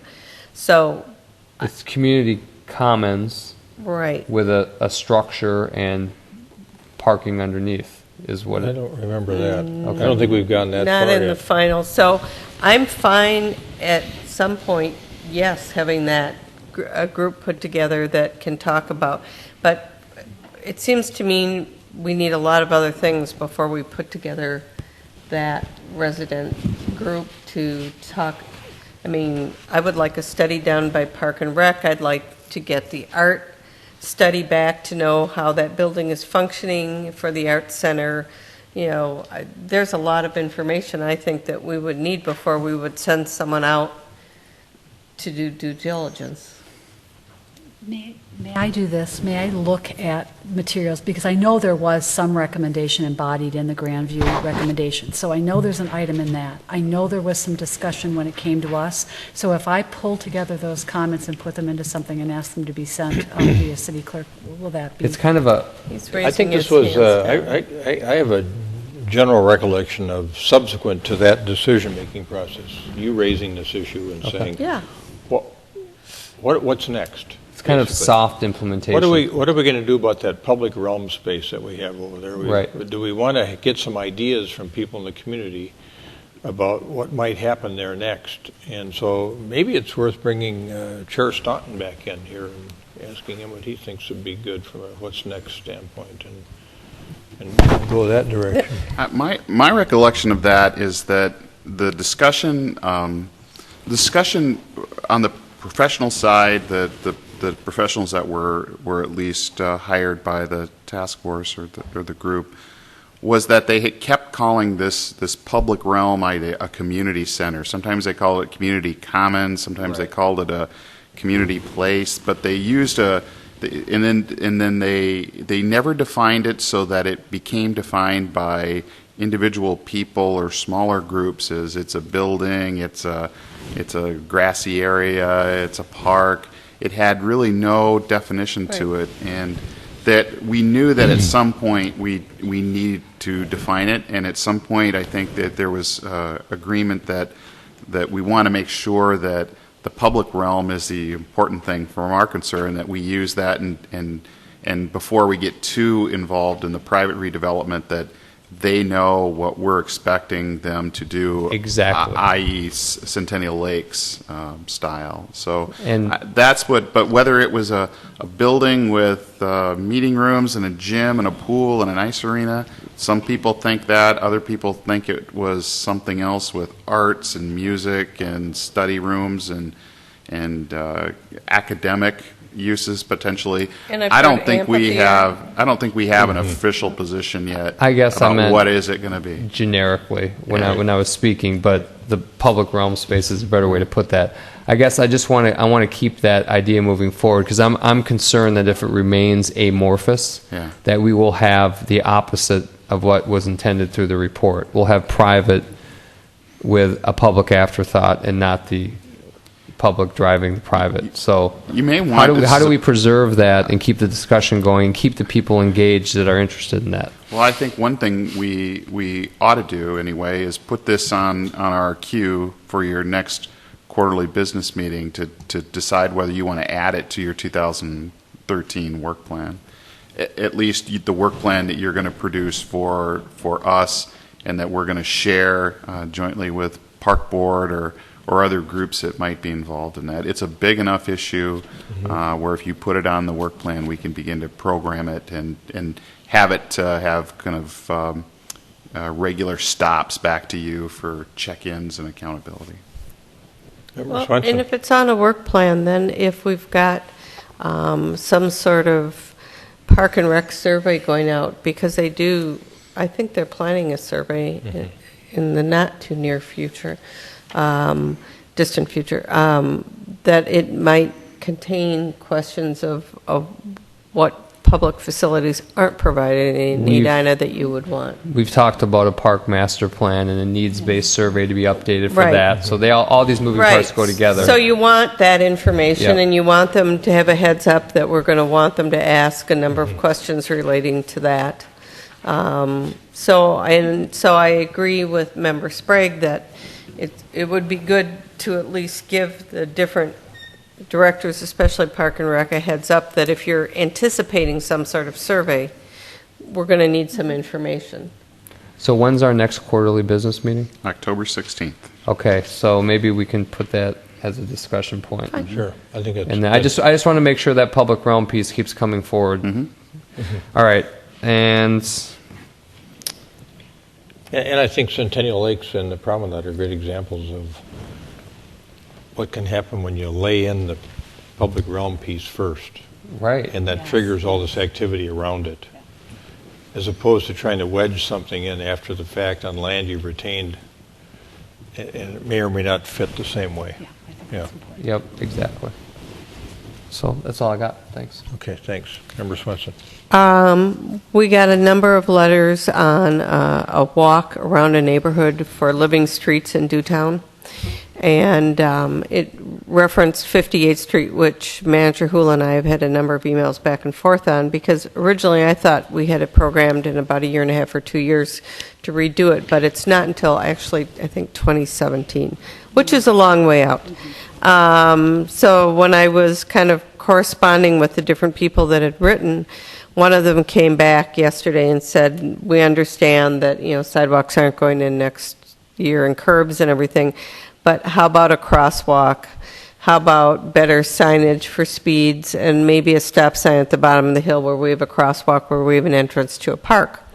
So my recommendation tonight was, in some form, is there something we can do that is not time-consuming but cost-effective to make a safer crossing across that street? We can't make it necessarily easier to walk up and down that street because there is no sidewalk and no curb, and there's a huge hill and there's a lot of speed. But the things that they asked for, clearer speed limits, a safe crosswalk to the park, and potentially an additional stop sign, I think could go as a request to our traffic safety, whatever board. Would that be okay? Yeah, And just do send you want there it in for the analysis. form of a motion? Please. Second. Okay. All right. Discussion. All those in favor say aye. Aye. Aye. Opposed, say nay. Carried. And then my only other thing I had is I wanted to note that we did have some comments after we gave the community garden award, or whatever I call that, of resolution of the strength of community gardens. And I know we nixed the community garden that was proposed a couple years ago in a park that was too tight and everything. But now that we've given this award, I don't want to put anything more on Park Board this year, but maybe when we look at our business plan, we could talk about community gardens. I think it made a difference that proposed garden we decided not to approve was basically for-profit, as I recall. At least it was a non-profit trying to raise money out of it. It wasn't a community garden. It wasn't a true community garden. Yeah. On public land. Yeah. Mayor, I always thought this would be a good point of collaboration with the school district as well. you know, if we did a joint garden. Well, they've been doing them, so. There's two, but like I take an example, Cornelia. There's some issues getting it going because there's no one to grab the ball and run with it and maintenance and things like that.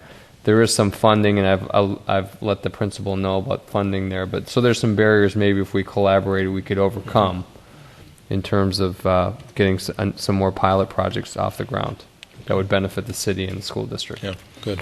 Those are good thoughts. Member Bennett. Thank you, Member Swenson. I have seen some correspondence and had some further context as well. And as I recall, after it was a private garden, and I think once the neighbors were aware of that, there were some concerns because it wasn't going to be something that anybody else in the neighborhood would have access to except the group using it. But there is interest in community gardening. We have some correspondence even tonight on our desk. And as I recall, the park board had a discussion regarding a large-scale community garden, sort of a community-wide garden, and there was a quantification of $30,000 to bring in money. That $30,000 was put as a placeholder into the CIP, and what the park board voted, and I looked at their minutes after I received this correspondence, was not to recommend community gardens at this time, but it didn't shut the door permanently.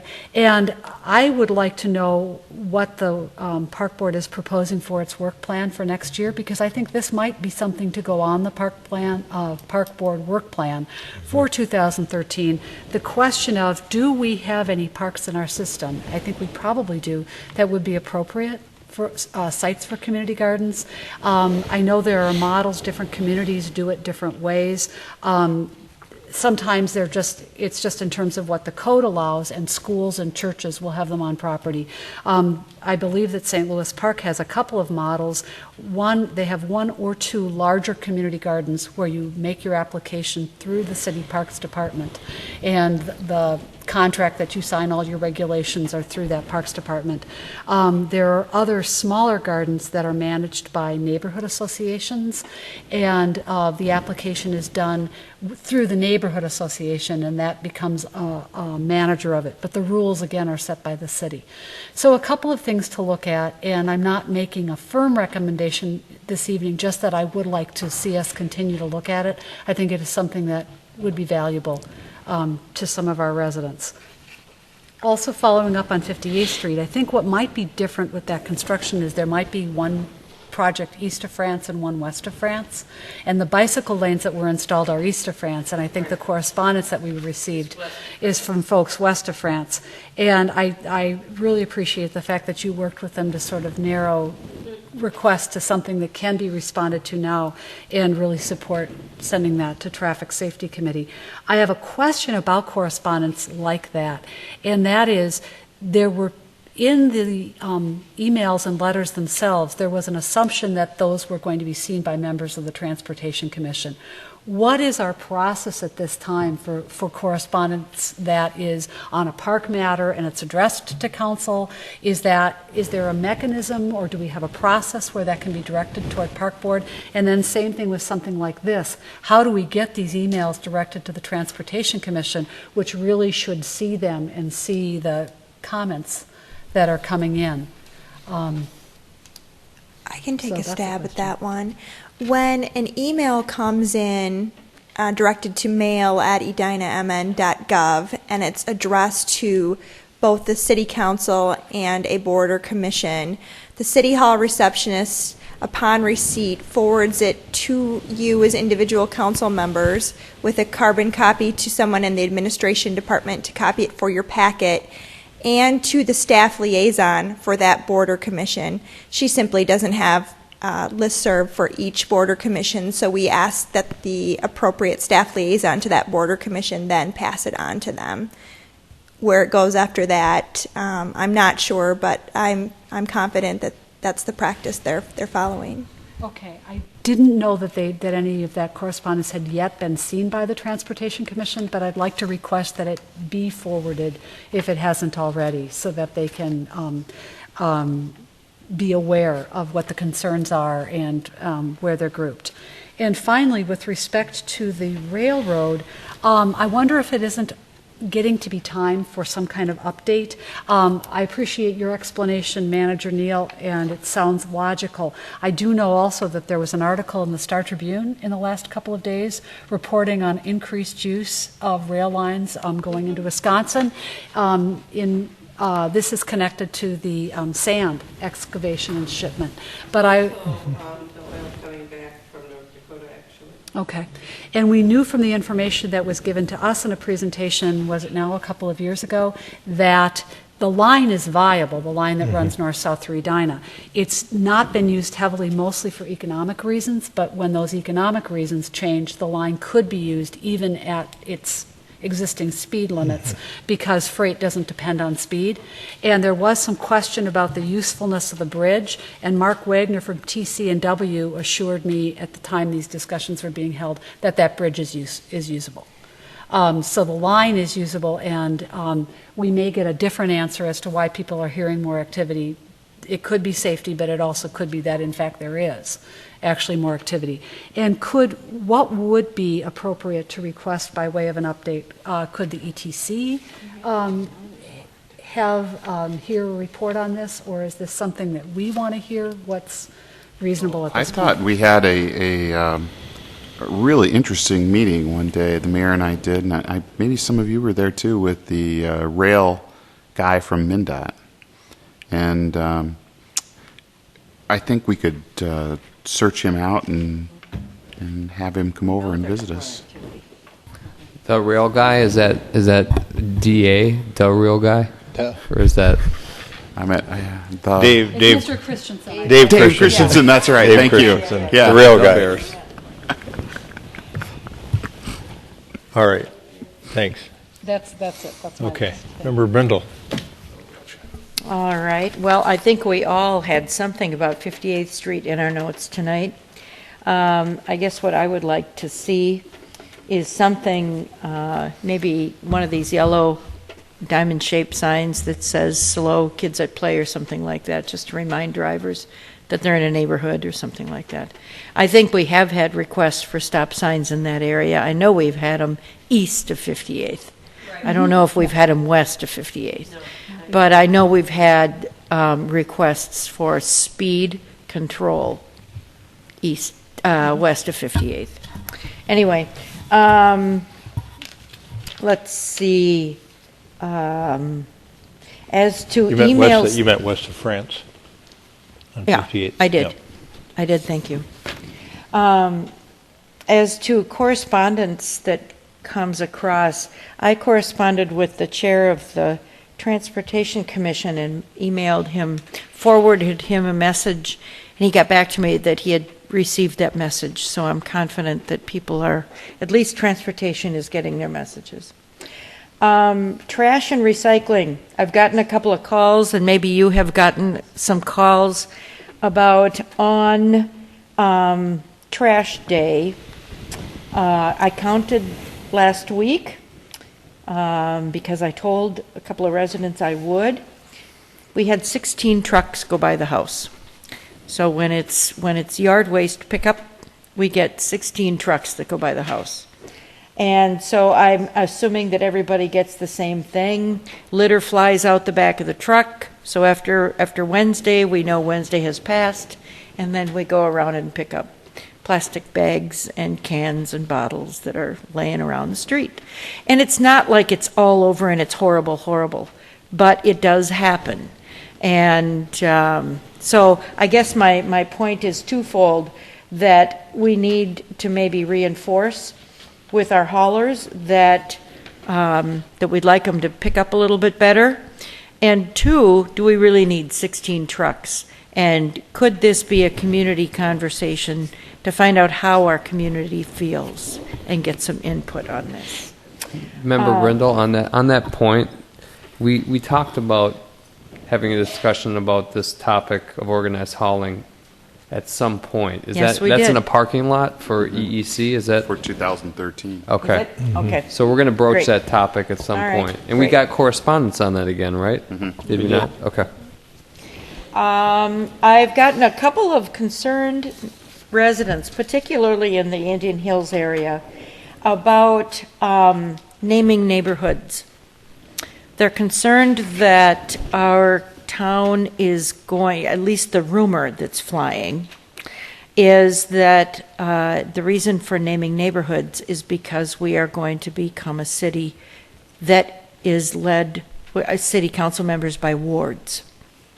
And so I think we ought to, in this naming process, I think we ought to reassure people that really this is just to give our city some geographic identification here and there. Has nothing to do with wards, has nothing to do with voting. It's simply, as you're driving around the city, you can say, oh, I'm now in such and such a neighborhood.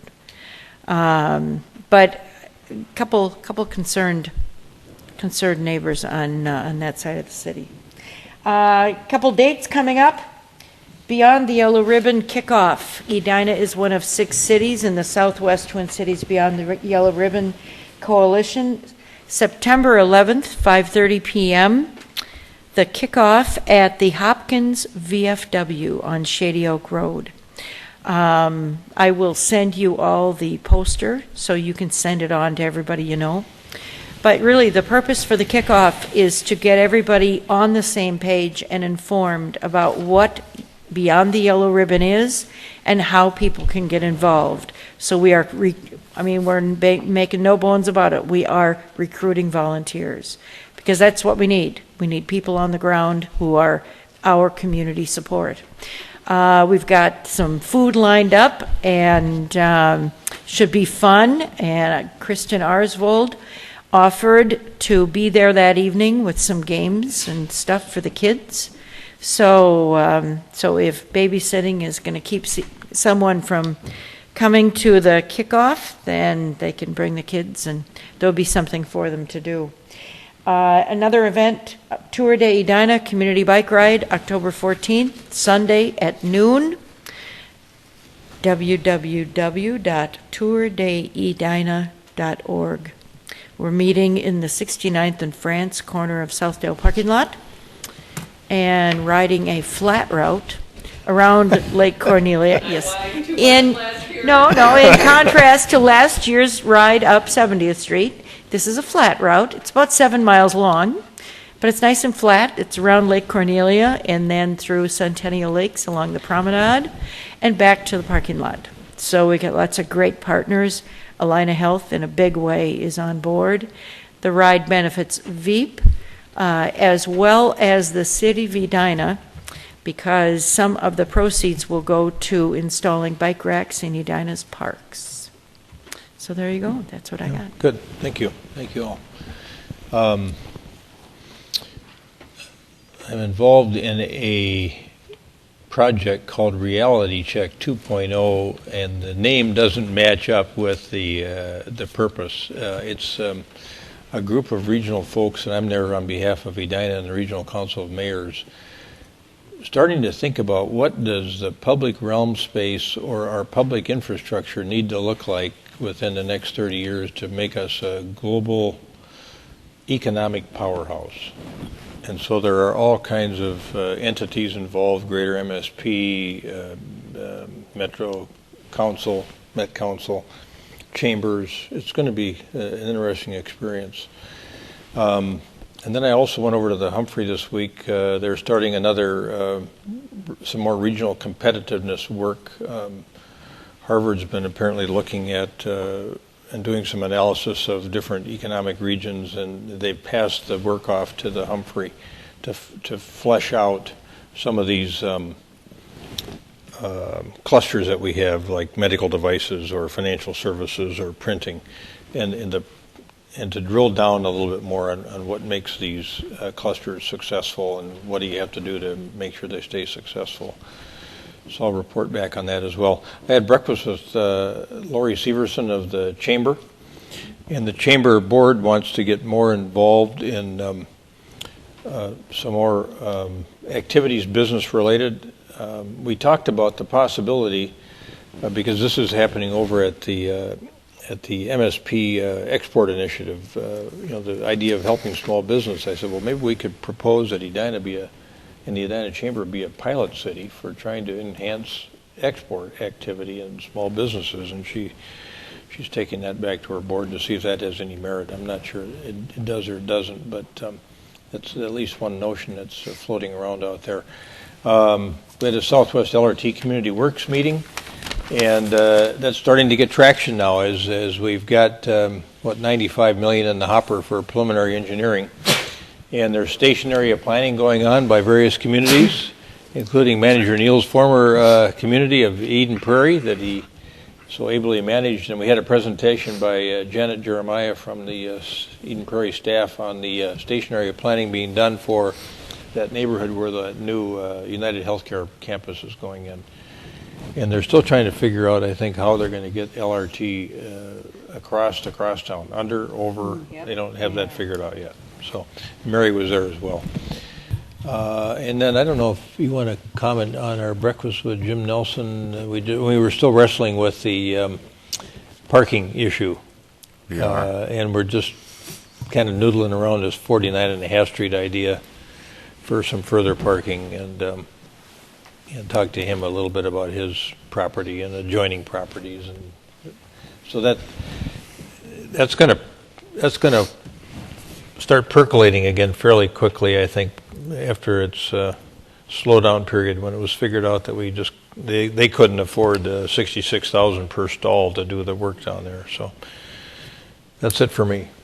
Except for the community garden issue, I think the last meeting that Mary Brindle and I were at for Dewtown, on the boards that are around the different communities, community gardens is a real hot topic. So I think we're finding out from our residents that they are indeed really interested in following up on this community garden notion. So, Manager Neal. Thank you, Your Honor. I'll have just two things, one internal, one external.